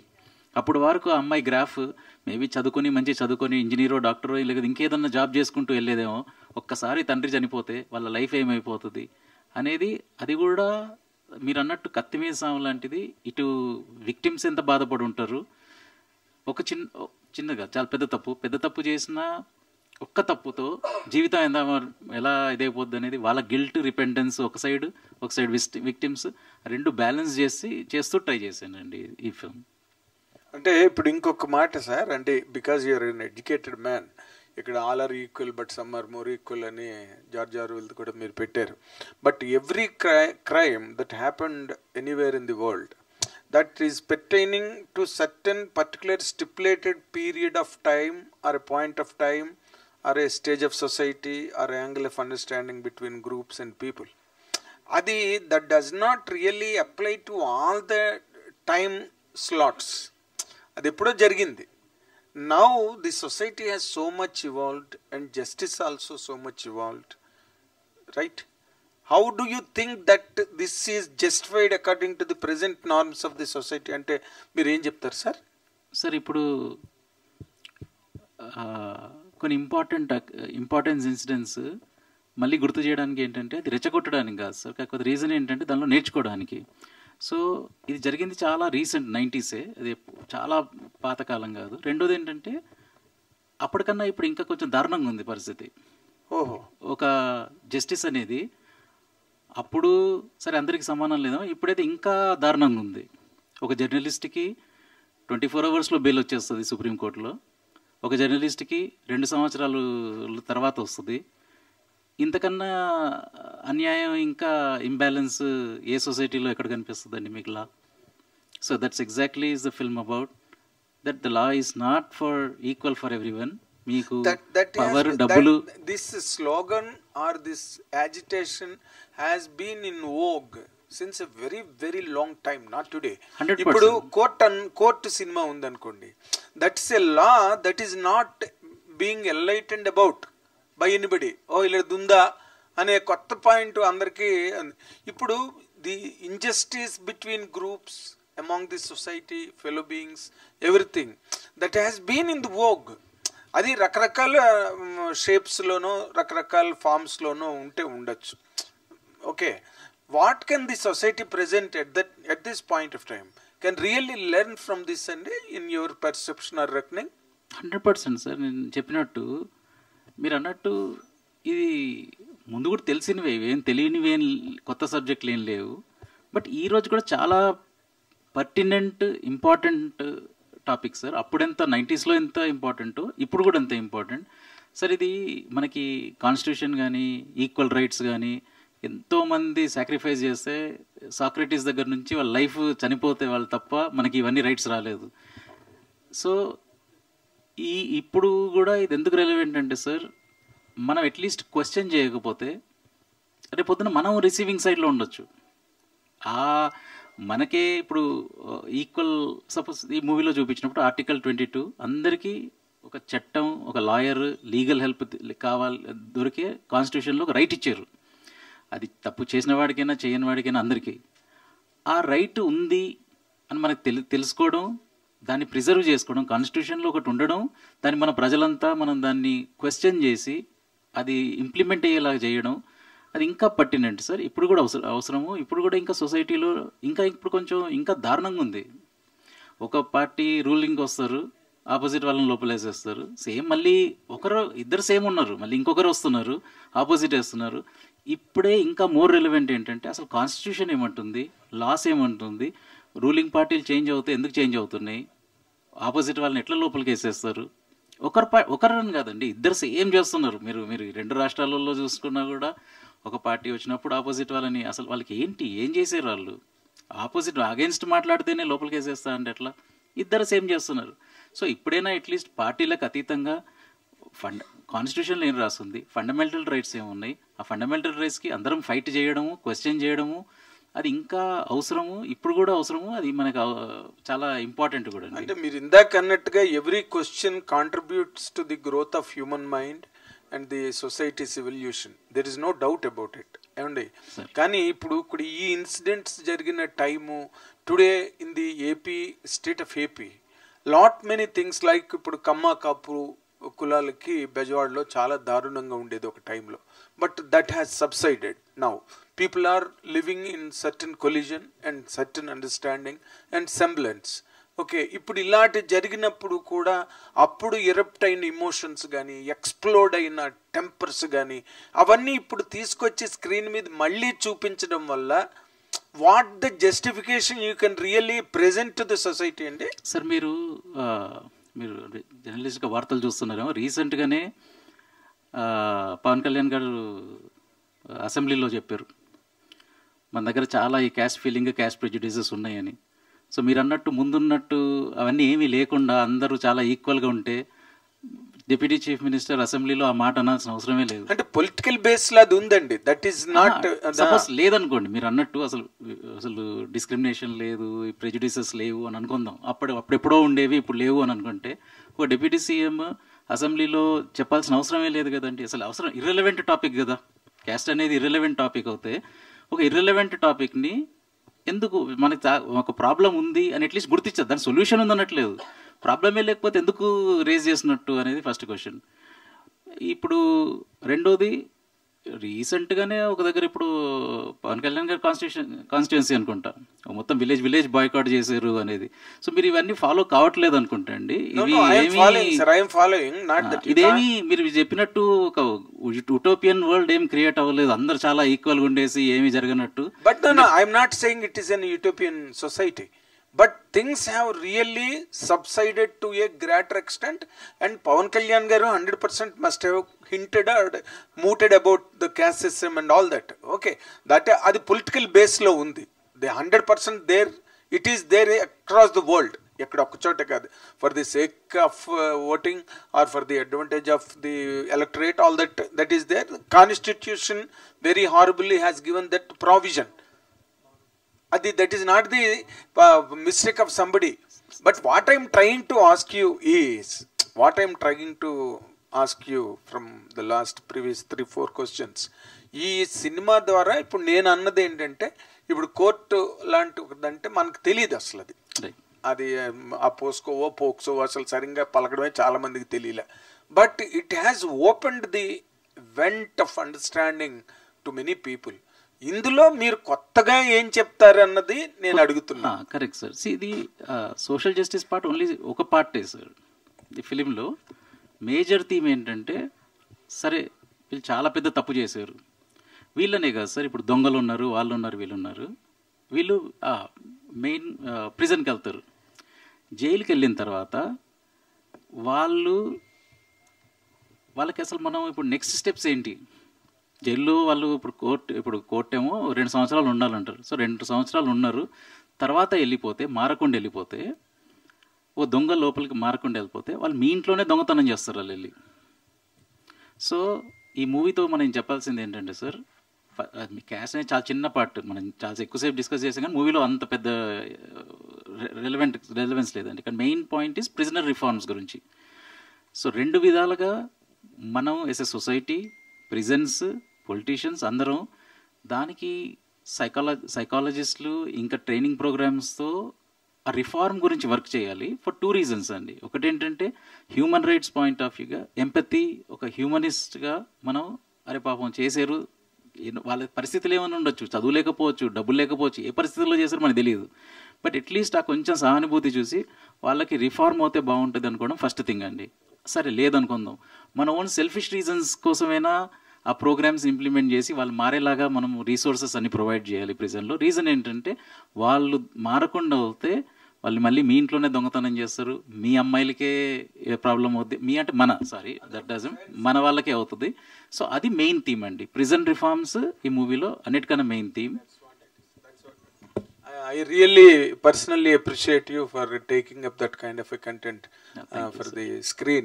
ఎందుకంటే ఇప్పుడు మీరు నార్మల్గా ఇంకేదైనా పాటలు, పద్యాలు, సినిమాలు తీసుకోవచ్చు హ్యాపీగా, but you are not done that. You are coming out with enlightening content.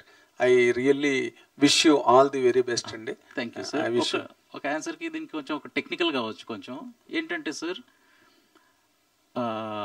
బ్రెయిన్కి ఇక్కడ ఫ్రంట్ పార్ట్ ఆఫ్ ఇక్కడ ప్రీ ఫ్రంటల్ కార్టెక్స్ ఉంటుంది, పిఎఫ్సి. అది 25 years వరకు ఫుల్ డెవలప్ కాదు. అంటే అందరికి ఎగ్జాక్ట్ 25 కాదు, 23, 24, 25 అలా మెల్లిమెల్లిగా మనం టీన్స్లో నుంచి, teens of the turbulent years అండి, హార్మోనల్ చేంజెస్ ఉంటాయి. దాంతోపాటు ప్రీ ఫ్రంటల్ కార్టెక్స్ అనేది పూర్తిగా డెవలప్ కాదండి. సో అందుకనే పెళ్ళి ఏజ్ అవన్నీ కూడా 24, 25కి ఎందుకు చేస్తారు అని అంటే, ఇవన్నీ ఒక కుదురు వస్తుంది, ఈ విజ్డమ్ అనేది వస్తుంది, ఇది చేస్తే ఇది తప్పు, చేయకపోతే ఇది అనేది. ఈ పార్ట్ ఫుల్లీగా డెవలప్ కాదు కాబట్టి ఆ ఏజెస్లో వాళ్ళకి మేబీ ఈ సినిమా చూస్తే ఒక తప్పు ఎంతమందిని డ్యామేజ్ చేస్తుంది, విక్టిమ్స్ ఎంతమంది చనిపోవచ్చు, వాళ్ళ ఫ్యామిలీకి ఎట్లా ఎఫెక్ట్ అవుతుంది, అందరూ ఎఫెక్ట్ అవుతారు అనేది ఆ ఏజ్లో పూర్తిగా తెలియదండి. కానీ మనం ఏం సమర్థించాము ఆ క్రైమ్ని, 100% తప్పే. కానీ ఆ ఏజ్లో చేసిన వాళ్ళకి ఏంటంటే మేబీ రిఫార్మ్తో సెకండ్ ఛాన్స్ ఇస్తే వాళ్ళు మళ్ళీ సొసైటీలో ఇంటిగ్రేట్ అయ్యే ఛాన్స్ ఉందండి. నేను స్పెసిఫిక్గా ఆ ఏజ్లో ఉన్నప్పుడు నేను కూడా కొంచెం రెబెలియస్ ఉండేవాడిని. నా దురదృష్టం ఉంటే నేను కూడా మేబీ ఆ సైడ్లో కొంచెం వెళ్ళే ఛాన్సెస్ ఉండేవి, ఆ కోపంతో దాంతో దీంతో. మీరు చూస్తే ఆ ఏజ్లోనే కొంతమంది నక్సల్స్కి జాయిన్ అవుతారు, కొంతమంది వేరే అది ఆ టైం అలాంటిదండి. సో అందుకని నేను పర్సనల్గా కొంచెం అటాచ్ అవుతాను ఆ ఏజ్లో చేసే ఎవరైతే క్రిమినల్స్ ఉంటారో, తప్పు చేసిన వాళ్ళు ఉంటారో. నాకు కొంచెం అదృష్టంతో అటువైపు వెళ్ళలేదేమో, అనేది నాకు అసలు సాఫ్ట్ కార్నర్ ఉంటుందండి వాళ్ళతో. సో ఆ పాయింట్ ఆఫ్ వ్యూలో ఒక సెకండ్ ఛాన్స్ అట్లాంటి వాళ్ళకి, అందరికీ కాదండి, ఎవరికైతే 5 థింగ్స్ ఉంటాయండి జైలుకి వెళ్ళిన తర్వాత. ఫస్ట్ అనేది యాక్సెప్టెన్స్, ఈ తప్పు చేసేమో అని యాక్సెప్ట్ కావడం. కానీ యాక్సెప్ట్ చేస్తేనే మారిపోరండి, లేకపోతే అందరూ కూడా అప్పుడు ఏదో సరే తప్పు అయిపోయింది అంటే మారరు. ఫస్ట్ స్టెప్ అండి యాక్సెప్టెన్స్. తర్వాత గిల్ట్, అయ్యో ఇంకొకరికి మన వల్ల ఇంకొకరికి ఒక హాని జరిగిందని. తర్వాత మారడం, అది మెల్లిగా జరుగుతుందండి. సైకాలజిస్టులు ఇప్పుడు ఒక 12 years 20 years పనిచేసిన వాళ్ళందరితో డిస్కస్ చేసి ఎట్లా చేస్తారు, ఎందుకు చేస్తారు అనేది, వాళ్ళది ఎట్లా మారుస్తారు అనేది మొత్తం రీసెర్చ్ చేసి చేసిన సినిమా అండి ఇది. వీళ్ళని కలిసారా సార్ జైల్లో? నేను మిస్సెస్ని కలిసానండి. వాళ్ళని మొత్తము భరద్వాజ్ సార్ కలిసారు. సో భరద్వాజ్ గారు సార్ నేను మొత్తం అన్ని ఇంటర్వ్యూస్ చేయడం అన్ని చేయడం సార్తో, ఇంకా మిగతా క్రిమినల్స్తో మాట్లాడి చేసినవండి. అంటే మనకి కొంచెం సిమిలర్ కాన్సెప్ట్ లాగా అనిపిస్తుంది. జనగణమన అనే ఒక మూవీ వచ్చింది, పృథ్వీరాజ్ సుకుమారన్ గారిది. సేమ్ అంటే ఇలాగే విక్టిమ్స్ సైడ్ నుంచి ఓపెన్ అయ్యే సినిమా అది. సో ఈక్వల్ కాన్సెప్ట్స్ అంటే అవి స్టార్ కాస్ట్ లేకపోతే ఆ ప్రజెంటేషన్ స్కేల్ ఆఫ్ వేరే వాళ్ళు ఉంది, కానీ మోటివ్ ఆఫ్ ద సినిమా కూడా కొంచెం ఈక్వల్గా అనిపించింది. చాలా డిఫరెంట్ అండి story line, completely different story line అండి. హాయ్ రాజ్ గారు, దిస్ ఇస్ రాణి. సో ఇందులో ముఖ్యంగా మీరు 2 వర్గాల మధ్య జరిగిన దాన్ని చూపిస్తున్నారు. అందులో అంటే బాధ్యులు ఒకరైతే బాధితులు ఇంకొకరు ఉన్నారు. కానీ 2 వైపులా ఇద్దరు స్టోరీ చెప్పేటప్పుడు సో మొత్తంగా ఒకళ్ళు అంటే మాది ఇంకా తక్కువ చేసి చూపించారు, అది బాధ్యతలు అవనివ్వండి బాధితులను అవనివ్వండి. సో మరి రెండింటిని ఎలా బ్యాలెన్స్ చేయగలిగారు? ఒక్కటే మీరు చాలా చాలా మంచి క్వశ్చన్ చెప్పారండి. ఇది ఈ ఫిలింలో ఏ యాంగిల్లో కూడా క్రిటిసిజం వచ్చే ఛాన్స్ ఉందండి, ఛాన్స్ వస్తుంది కూడా. ఒకరేమో మమ్మల్ని కొంచెం నెగిటివ్గా చూపించారంటారు, ఒకటేమో మాది సరిగ్గా చూపించలేదని అంటారు, ఒకరు ఒక సైడ్. మ్యాక్సిమం నాకు తెలిసినంత వరకు అయితే చాలా ఆనెస్ట్గా తీసానండి. ఎక్కడ ఒక సైడ్స్ తీసుకోకుండా ఆబ్జెక్టివ్గా రీసెర్చ్ చేసాను, అంతేగాని నా పర్టికులర్ అజెండా అసలు పెట్టలేదండి. అంటే నేను వీళ్ళ సైడ్ తీసుకుంటాను అనకుండా పబ్లిక్ డొమైన్ కేసెస్ ఏమున్నాయో దాన్ని బట్టి ఎక్కడైనా చిన్న తెలియకుండా తప్పులు ఏమైనా జరుగుంటాయి, కానీ ఎక్కడ ఒక నిజాయితీతో చేసిన ఫిల్మ్ అండి. కానీ ఎంత నిజాయితీతో చేసినా విమర్శ మాత్రం అన్ని సెక్షన్స్ నుంచి, ఒక పర్టికులర్ సైడ్ నుంచి కాదండి, ఏ సైడ్లో నుంచి అయినా వచ్చే ఛాన్స్ ఉంటుంది. కానీ వస్తుందేమో అనేది ఆ రిస్క్ తీసుకున్నానండి. నా అట్లీస్ట్ కాన్షియన్స్ వరకు అయితే చాలా ఆనెస్ట్గా చేశాను. సో అట్లీస్ట్ అర్థం చేసుకుంటారు, వేరే ఏ దురుద్దేశం లేదు. ఉన్న వాళ్ళని ఇప్పుడు ఆల్రెడీ ఉన్న హేట్రెడ్ని రెచ్చగొట్టినట్టు కానీ ఏది కానీ అన్ని సెల్ఫ్ సెన్సార్షిప్ పెట్టుకొని అన్ని ఆనెస్ట్గా చేశానండి. హోప్ఫుల్లీ వచ్చే ఛాన్స్ ఉండొచ్చండి, అది కానీ రిస్క్ తీసుకొని ట్రై చేశాను. అండ్ ఇందులో వచ్చేటప్పటికి మీరు తీసుకున్న టైం స్పాన్లో చూసుకున్నట్లయితే చాలా ఇన్సిడెంట్స్ జరిగి ఉన్నాయి. అప్పుడు పర్టికులర్గా ఈ ఇన్సిడెంట్ బేస్ చేసుకొని ఇదే థియేటర్ వరకు తీసుకురావాలని ఎందుకు అనిపించింది? అండ్ మెయిన్గా ఈ స్టోరీ మీద మీకు ఇంట్రెస్ట్ ఎందుకు కలిగింది? ఇది భరద్వాజ్ సార్ నా ఫ్రెండ్ ఒక అతను భరద్వాజ్ సార్ని కలిసిన తర్వాత ఇట్లా వీళ్ళిద్దరూ చిలకలూరుపేట, మిగతా అప్పుడు అవన్నీ లేవండి, ఇది జరిగింది ఇదేనా అన్న తర్వాత నేను అవును సార్ నాకు గుర్తుంది, అది నేను కాలేజీలో ఉన్నప్పుడు చేసినప్పుడు నేను నా పాయింట్ ఆఫ్ వ్యూ అయితే వాళ్ళని ఉరేస్తే బెటర్ అని అనుకున్నా. ఎందుకంటే అంత ఘోరమైన ఇది కదా, 23 మంది చనిపోవడం అని. బట్ చదువుతున్నప్పుడు కేసు చూస్తున్నప్పుడు దాంట్లో ఇంకెన్నో యాంగిల్స్ ఉన్నాయండి. కానీ ఎన్ని యాంగిల్స్ ఉన్నా కూడా ఎక్కడ సమర్థించట్లేదు. మొత్తం సినిమాలో ఎన్నైనా పరిస్థితులు కావచ్చు, వాళ్ళకి డబ్బులు లేకపోవచ్చు, చదువు లేకపోవచ్చు, సొసైటీ వాళ్ళకి ఈ చదువు ఇవ్వలేదేమో, మనం కూడా రెస్పాన్సిబులే కావచ్చు, మన ఫండ్స్ ఉన్నాయేమో వాళ్ళకి ఇవ్వడానికి, వాళ్ళకి జరగలేదేమో, అవన్నీ మన సొసైటీ దాంట్లో పాత్ర ఉండొచ్చండి. కానీ ఎక్కడ కూడా మళ్ళీ మనం సమర్థించట్లేదు. కానీ చాలా హ్యూమన్ స్టోరీ కనిపించింది దాంట్లో. ఒక అజ్ఞానంలో ఉన్నప్పుడు నేను ఒక యాంగిల్లో ఎట్లా చూసేవాడినో, కొంచెము మోర్ మెచ్యూర్ అయినప్పుడు దీన్ని ఒక 360 degrees చూసినప్పుడు దీంట్లో చాలా షేడ్స్ ఉన్నాయి, ఒక పవర్ఫుల్ స్టోరీ ఉందనిపించిందండి. అండ్ టైటిల్ చూస్తే 23 అని పెట్టారు, 23. సో దానికి జస్టిఫికేషన్ చేయాలి అంటే ఏం చేయాలి? ఇదే అండి, వీళ్ళు ఆ బస్సు దొంగతనం చేద్దాము అనుకొని వెళ్ళేసి ట్రై చేసినప్పుడు జరిగిన ఒక యాక్సిడెంట్ అండి అది. కాకపోతే వీళ్ళు వెళ్ళి అక్కడ ఎవరు చంపుదామని ట్రై చేయలేదు. సరే దొంగతనం చేసేసుకొని నక్సల్స్ మీద దోసేసుకొని డబ్బులు తీసేసుకొని వెళ్ళిపోదాం. ఆ దొంగతనం కూడా తప్ప అంటే 100% తప్పు కదండి. కానీ చంపుదామనే ఉద్దేశంతో వెళ్ళలేదు వాళ్ళు. ఆ యాక్సిడెంట్లో జరిగింది కానీ తెలిసి చేసినా తెలియకపోయినా చాలా పెద్ద నేరం అది. 23 మంది చనిపోయారండి. అది టైటిల్ 23. మీరు ఏదైతే ఎవరినైతే సపోర్ట్ చేస్తున్నారో వాళ్ళని ఇలాగే చాలా మంది ఇలా మేము న్యాయం చేసి నిజంగా తప్పు చేసిన వాళ్ళు కూడా మారకుండా కూడా ఈ సినిమా చూసిన తర్వాత మాలో మార్పు వచ్చింది, కానీ మేము ఇంకా జైలు శిక్ష అనుభవిస్తున్నాము, అలాంటివి ఏమన్నా వచ్చే అవకాశాలు ఏమన్నా ఉంటే ఏంటి? ఈ సినిమా తీసిందే సరే, మిగతా వాళ్ళు ఎక్కువ మంది చూసి సరే కొంతమంది ఇన్ఫ్లుయెన్స్ అయ్యే అవకాశం ఉంటుంది కదా. అది మూవీ తీయడం రీజనే అదండి. మూవీ తీయడం ఫస్ట్ మూవీ కంప్లీట్ చేయడమే కష్టం ఓకేదండి. బట్ ఒక టార్గెట్ ఆడియన్స్ ఎత్తుక్కుంటాం కదా. మల్లేశం తీసినప్పుడు టార్గెట్ ఆడియన్స్ ఏంటంటే ఫస్ట్ నా మైండ్లో నేను రాసుకున్నప్పుడు ఏంటంటే ఎక్కడో స్కూళ్ళల్లో ఎవరో 10th బాగా రాయలేదని సూసైడ్ చేసుకుందాం అనుకోవడం, 12th బాగా రాయలేదు అనుకున్న వాళ్ళు ఎవరో ఒక్కరో ఇద్దరో అయినా మూవీ చూసి 6th క్లాస్ ఫెయిల్ అయిన అతను కూడా ఎన్నో సంవత్సరాలు ఫెయిల్ అయ్యి కూడా ఏదో సాధించాడు అని ఇన్స్పిరేషన్ తీసుకొని వాళ్ళు ఏం పర్వాలేదు 12th ఫెయిల్ అయినా పర్వాలేదు 10th ఇంకేదో చేసుకుంటాం అని 2-3 ఇన్స్పైరింగ్ ఉన్నా సరిపోయింది అనిపించిందండి. అది ఆ రీజన్ మూవీ తీయడానికి.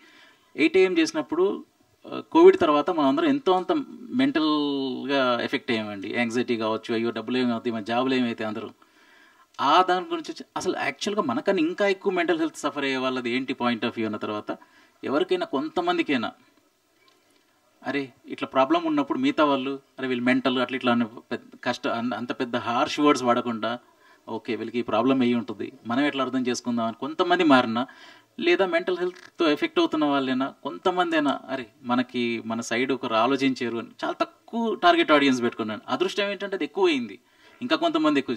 ఈ సినిమాకు కూడా నా టార్గెట్ ఆడియన్స్ జైల్లో ఉన్న వాళ్ళు. ఈ 5 స్టేజెస్ అండి, అంత ఈజీ కాదు ఈ 5 స్టేజెస్లో. సో దీనికి గవర్నమెంట్ సపోర్ట్ కావాలి, సైకాలజిస్ట్ సపోర్ట్ కావాలి, వాలంటీర్ సపోర్ట్ కావాలి. ఇప్పుడు మన మూవీలో వ్యాస్ చేసాడండి, ఇప్పుడు విలన్ ఏదైతే ఉన్నారో అతను ఆన్ అండ్ ఆఫ్ ప్రిజన్లో 15-16 years చేశాడు. ఇప్పుడు మీరు ఇక్కడ చూసిన తను ప్రిజన్లో ఉన్నతనే BA సైకాలజీ చేశాడు, MA సైకాలజీ చేశాడు లోపల. బయటికి వచ్చి ఇప్పుడు మళ్ళీ ప్రిజనర్స్కి వాలంటీర్గా ఉన్నాడు. సో ఇట్లా కొంతమంది అని ఉంటారు, వాళ్ళ కోసం మూవీ వాళ్ళ కోసమే ప్యూర్గా తీసిన సినిమా అండి. అది ఒక్కరు దాంట్లో చూస్తారా, ఇద్దరు చూస్తారా అనేది అనుకోండి. ప్రిజన్ అఫీషియల్స్ కూడా నేను రిక్వెస్ట్ చేశాను, సార్ నాకు మూవీ ఫ్రీగా ప్రిజన్స్లో చూపించే అవకాశం ఏంటంటే వాళ్ళతో వర్క్ చేస్తున్నారు, కుదిరితే ఫస్ట్ అది ప్రైమరీ ఆడియన్స్ అండి. అది కాకుండా ఇంకొక 4 చూస్తే చాలా సంతోషం. ఇంకా టీనేజర్స్ 13 నుంచి 25 ఈ ఏజ్ గ్రూప్ ఏదైతే చేశానో వాళ్ళు కూడా ఒక్కసారి సినిమా చూసినప్పుడు దాంట్లో మీరు అన్నట్టు ఎవరో ఒక్కరో ఇద్దరో ఇది ఇంత ఒక తప్పు చేస్తే ఎన్ని జీవితాలు నాశనం అయిపోతాయి. సో అనేది మీరు అన్నట్టు ఎక్కువ మంది కాదండి, ఒకరో ఇద్దరు అయినా కూడా ఈ మూవీ 2 ఏళ్ళు చేసిన కష్టం వర్త్ ద ఎఫెక్ట్ అండి. ఆల్ ది వెరీ బెస్ట్ అండి. Thank you. రాజ్ గారు సార్ ఫస్ట్ ట్రైలర్ చాలా బాగుంది, అంటే చాలా న్యాచురల్గా చూపించారు and inspired by true events అన్నారు. సో మీకు కథ వచ్చిన తర్వాత దాని మీద మీరు కూడా స్టడీ చేస్తారు ఎంతో కొంత కంప్లీట్గాని. సో మీరు స్టడీ చేసి సినిమా తీసేటప్పుడు దాంట్లో ఎంతవరకు సినిమాటిక్ లిబర్టీని వాడుకున్నారు అండ్ ఎంత పర్సంటేజ్ ట్రూ ప్రాపర్గా జరిగింది ఇది అని చూపిస్తుంది? సార్ ఇప్పుడు కొంచెం వరకు ఏంటంటే నిజం అనేది కంప్లీట్గా ఎగ్జాక్ట్గా ఎలా జరిగింది అనేది చాలా కష్టం అండి. అంటే ఫర్ ఎగ్జాంపుల్ ఇప్పుడు చుండూరులో ఎందుకు జరిగింది అని అంటే దాని పాస్ట్ 1,00,000 కారణాలు ఉంటాయండి, ఏదైనా ఇమ్మీడియట్గా ఒకటి కాదు ఉండదు. కాకపోతే ఏంటంటే అవన్నీ కవర్ చేసే అవకాశం కూడా ఉండదండి.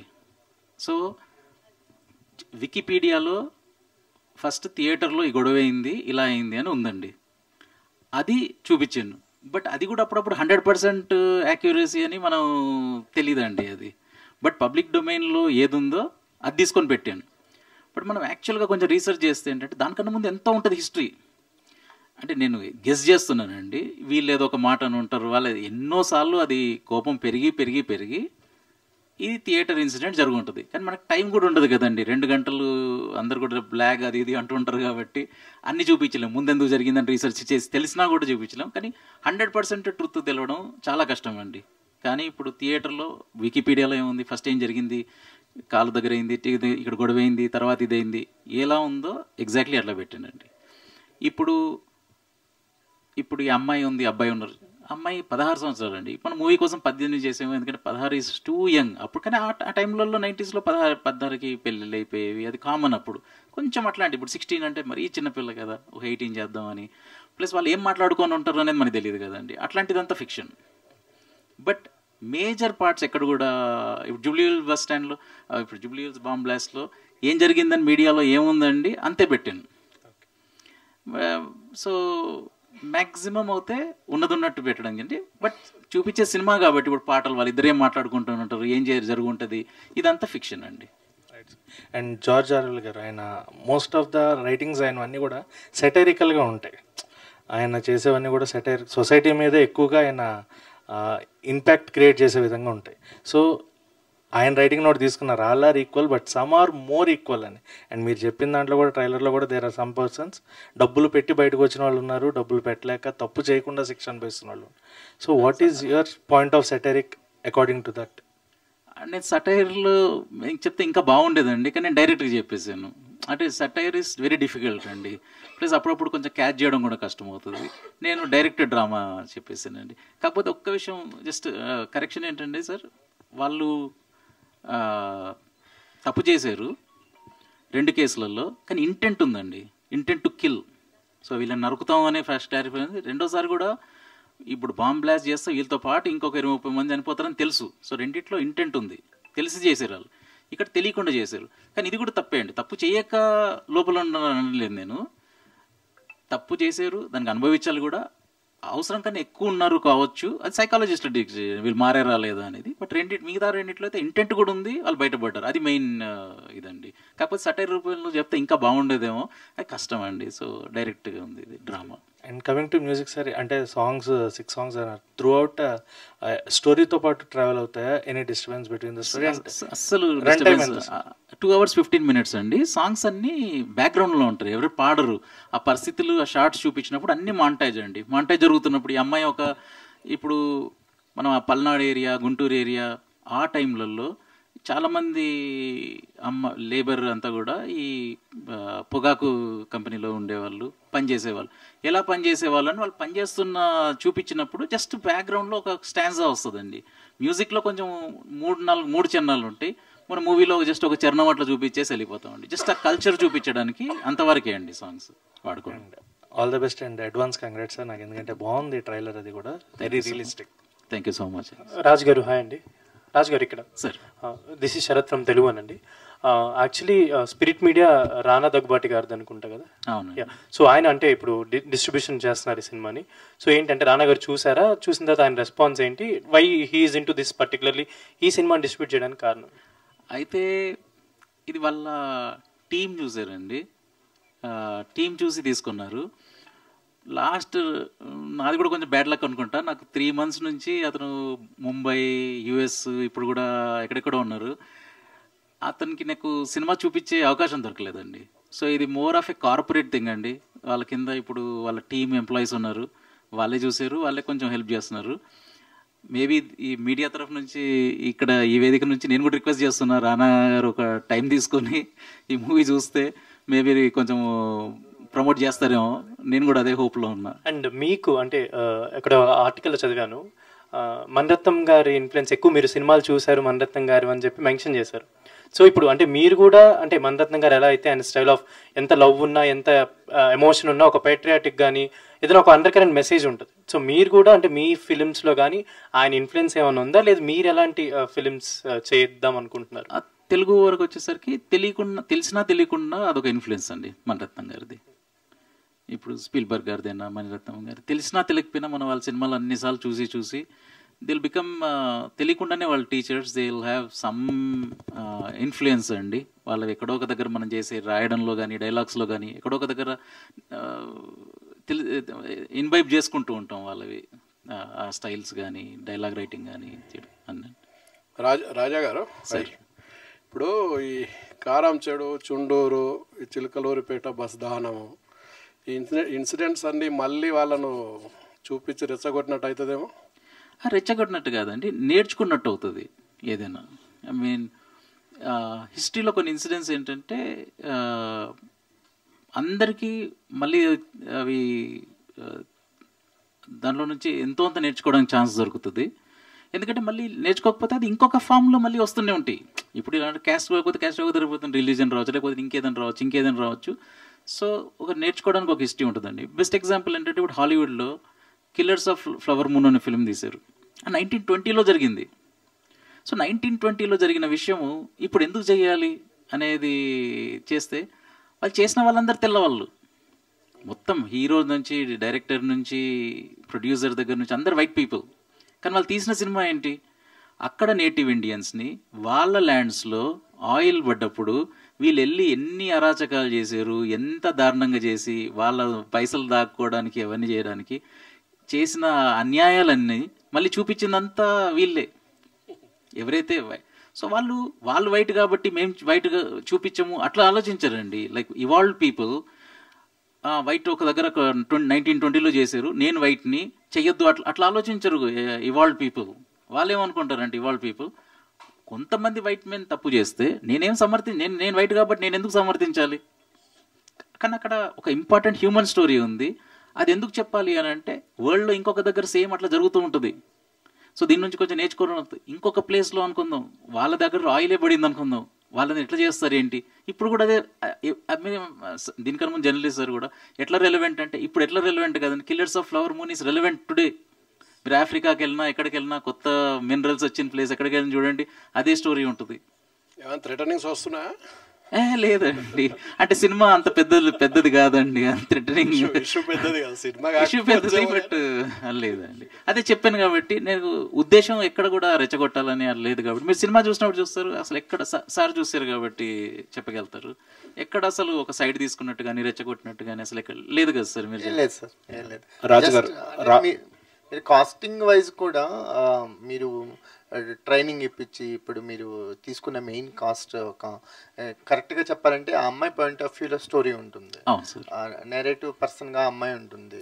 సో అంటే మీకు అంత కరేజ్ అంటే ఒక అంత బలమైన చాలా వేరియేషన్స్ ఉన్న పాత్ర, అంటే ఒక పీరియడ్ ఆఫ్లో ముగిసేది కదా, అమ్మాయి టీనేజర్ కదా స్టార్ట్ అయ్యి అమ్మాయి ఎండ్కి వచ్చేసరికల్లా సమ్ అదర్ పర్సన్ లాగా ట్రాన్స్ఫార్మ్ అయ్యే క్యారెక్టర్ కదా. అంత కరేజ్ మీకు ఎలా కొత్త ఆర్టిస్టుల మీద పే చేయగలుగుతున్నారు? కొంచెం అయితే మ్యాడ్నెస్ అనుకోవచ్చండి. ఎందుకంటే ఇప్పుడు కూడా భయం వేస్తుంది నాకు. అసలు మీరు అన్నది నాకు అప్పుడప్పుడు అనిపిస్తూ ఉంటుంది ప్రతి ఫిలింలో, ఇంత రిస్కులు తీసుకుంటున్నా అసలు ఏంటి అని. అసలు దానికి ఒక క్యాల్కులేషన్ లేదు, ఏం లేదండి. ఎందుకంటే ఈ అమ్మాయి విషయంలో చూపిస్తే నాకు అసలు ఒక షార్ట్ ఫిలిం ఒక ఈ సీన్లో నేను ఉన్నానని కూడా చూపించలేదు అమ్మాయి. నాకు డాక్యుమెంట్ ఉంది, నేను హీరో సిస్టర్కి ఇప్పుడు చేయబోతున్నా, ఇంకొక దాంట్లో ఇంకా అన్నీ చేయబోతున్నా ఉన్నాయి, కానీ నాకు ఒక చిన్న క్లిప్ కూడా లేదు. ఒక క్లిప్ ఉన్నా ఏంటండి, ఈ అమ్మాయి కొంచెం చేయగలుగుతుందేమో అని క్లిప్తోనే మనం చూడొచ్చు. నాకు క్లిప్ కూడా చూడలేదు అమ్మాయిది. ఒకరేమన్నారంటే కోర్ట్ మూవీ దానికి ఆడిషన్కి వెళ్ళింది అమ్మాయి, బాగా చేసిందని వాళ్ళ టీం వాళ్ళు చెప్పారు, కానీ ఇంకొక అమ్మాయిని తీసుకున్నారు కానీ బాగా చేసింది. అంతే అండి ఇన్ఫర్మేషన్ మైండ్లో. సో చూద్దాంలే అనే అనుకున్నా. కానీ ఆ అమ్మాయిని మన కాస్టింగ్ డైరెక్టర్ ఒకసారి వెళ్ళి కలుగుంటే ఆమె వచ్చేసింది కలండి. నేను అన్నాను రావద్దు నువ్వు, మేము రైటింగ్లో బిజీ ఉన్నాం, ఇంకిద్దరు ముగ్గురు కూడా ఉన్నారు, నేను కూడా పెడతాను నేను చూస్తాను అని అన్న కూడా ఆమె వచ్చేసింది. ఆమె వచ్చేసి నాకు రోల్గా నేను అనుకున్నా ఈ అమ్మాయికి ఇంత రోల్ కావాలి అని ఉంది కాబట్టి మొత్తం స్క్రిప్ట్ చదివేసి ఆ కష్టపడుతుంది అనేది ఆ ఒక్క నమ్మకంతో వెళ్ళానండి. అదృష్టం, ఆ నమ్మకం నిలబెట్టింది అమ్మాయి. రాజు గారు సార్ మీ హానెస్ట్ అటెంప్ట్ చాలా ఇదండి. మల్లేశం చాలా ఇంట్రెస్టింగ్ ఫిల్మ్. ఇది కూడా ఒక అనగారిన ఇష్యూని మీరు కంపేర్ చేస్తూ, రెండు ఇష్యూల్ని కంపేర్ చేస్తూ చేసింది చాలా బాగుంది. మీరు ఇందాక మాట్లాడుతూ అది అన్నారు, అంటే రివ్యూ రైటర్స్ క్రిటిక్స్ కూడా ఒక స్టాండర్డ్ ఉండాలి, ఒక చదువు ఉండాలి, గుడ్ ఎడ్యుకేషన్ అనేది మస్ట్ ఉంటేనే కొంచెం బాగా చేయగలరు. సో సేమ్ టైము ఫిల్మ్ మేకింగ్లో కూడా ఇది ఉండాలి కదండి, క్వాలిఫికేషన్ ఉండాలి. దాని మీద మీ ఒపీనియన్, అంటే ఫిల్మ్ ఎవరైనా డైరెక్షన్ చేస్తారు. ఇది ఇప్పుడు తెలుగు ఫిలిమ్స్లో అసలు సినిమా హాల్స్ క్లోజ్ అవ్వడానికి రీజన్ ఏంటంటే ఏ విధంగా ఫిలిం చేసేయచ్చు అనేది ఈజీ అయిపోయిందండి. అదే మేజర్ ప్రాబ్లం. మీరు అన్నట్టు ఊహించుకోవడం వేరండి, దాన్ని చేయడం వేరే. అంటే ఇప్పుడు ఫర్ ఎగ్జాంపుల్ మీకు ఆర్కిటెక్చర్ బ్యాక్గ్రౌండ్ లేదు, నేను ఇట్లాంటి బిల్డింగ్ 55 ఫ్లోర్స్ బిల్డింగ్ అని మీరు మైండ్లో పెట్టుకోవచ్చు. ఇంకొక ప్రొడ్యూసర్ బక్రా ఎవరో రియల్ ఎస్టేట్ బక్రా దొరుకుతారు, మీరు వెళ్ళేసి నేను అసలు 55 ఫ్లోర్స్ పడతానండి ఎంతైనా స్టోరీ చెప్పొచ్చు కదండి. స్టోరీనే ఉంది, వాళ్ళు నమ్మడం, చేయడం, వెళ్ళిపోవడం. ఇది మేజర్ మీరు అన్నది కరెక్ట్ ప్రాబ్లం. సో ప్రొడ్యూసర్స్ కూడా ఏంటండి, ఎంట్రీ అయినప్పుడు ఫస్ట్ ఒక 5% ఏదోతో ఇంకొక ఫిలింలో వెళ్ళి ఫస్ట్ ఒక నేర్చుకోవాలండి. ఆన్లైన్ డైరెక్టర్కే కాదు మీరు అన్నట్టు ట్రైనింగ్, ప్రొడ్యూసర్కి ఉండాలి ఫస్ట్. ఇప్పుడు ప్రొడ్యూసర్కి అసలు ఒక వాల్యూ లేదు కదండి. ఇప్పుడు ప్రొడ్యూసర్ ఏమంటారు, నా డబ్బులు ఇచ్చేసి వెళ్ళిపో అన్నట్టు ఉంది. బట్ దట్స్ నాట్ ప్రొడ్యూసర్ అండి. Producer is so much more. So వాళ్ళు కూడా కొంచెం చదువుకోవాలి. ఆన్లైన్లో ఉన్నాయి. ఇప్పుడు ప్రొడ్యూసర్ అంటే ఇప్పుడు ఈ ఫిల్మ్ స్టోరీ ఏంటి, స్టోరీని అనాలిసిస్ చేయగలాలి ప్రొడ్యూసర్. దీనికి తగిన క్యాస్ట్ ఏంటి, దీనికి లొకేషన్స్ ఏంటి, ఎందుకు పెట్టాలి, ఎందుకు పెట్టద్దు, వాళ్ళకి ఇచ్చేసి నీకేం తెలియదు పక్కన పెట్టేసి ప్రొడ్యూసర్, ఎందుకంటే అది ఇన్వెస్టర్ అవుతారు. సో ప్రొడ్యూసర్ నేర్చుకోవాల్సింది అన్ని రిసోర్సెస్ ఉన్నాయి, ఆన్లైన్ ఉన్నాయి, కోర్సెస్ ఉన్నాయి, డైరెక్టర్స్ నేర్చుకోవాల్సి ఉంది. ఒక రాయిగానే నేను వెళ్ళి చేసేస్తా అంటే అది చాలా తప్పు పద్ధతి. ఇప్పుడు ఫర్ ఎగ్జాంపుల్ నేను 2006లో జాయిన్ అయిన జర్నీ. ఒక డైరెక్టర్ దగ్గర చూసుకొని నేర్చుకొని మళ్ళీ నాకు చేయడానికి 2019 బట్టి తొందర ఏముందండి. There is so much time to learn. ఒక 4-5 సినిమాలు నేర్చుకొని చేయాలి. కానీ మీరు అన్న పాయింట్, మలయాళం ఫిలిమ్స్ కాంటెంట్ బేస్లో బాగున్నందుకు, మనవి ఇంకా ల్యాగ్ ఉన్నందుకు మీరు చెప్పిన ఎగ్జాక్ట్ ఎగ్జాంపుల్ ఏంటంటే ఇంకా కొంచెం చదువుకోవాలి. అంటే ఫిలిం ఇన్స్టిట్యూట్స్కి వెళ్తే మంచిదండి, లేకపోయినా అందరికీ అవకాశం ఉండదు. లేకపోయినా there is so much more to learn ప్రాక్టికల్గా. అన్ని అయిన తర్వాత చేస్తే క్వాలిటీ ఆఫ్ సినిమా కూడా బాగుస్తుంది. మళ్ళీ ప్రజలు ఆ మూవీస్ చూడడానికి వస్తారు. సో రాలేదు అనడానికి ఒక ప్రైమరీ రీజన్ మన క్వాలిటీ బాగాలేకుండా కూడా ఒక రీజన్ అండి. Thank you so much, sir. Thank you so much to all our media friends. Latest news updates కోసం ఇప్పుడే డౌన్లోడ్ చేసుకోండి మీడియా ఎఫెక్ట్స్ యాప్.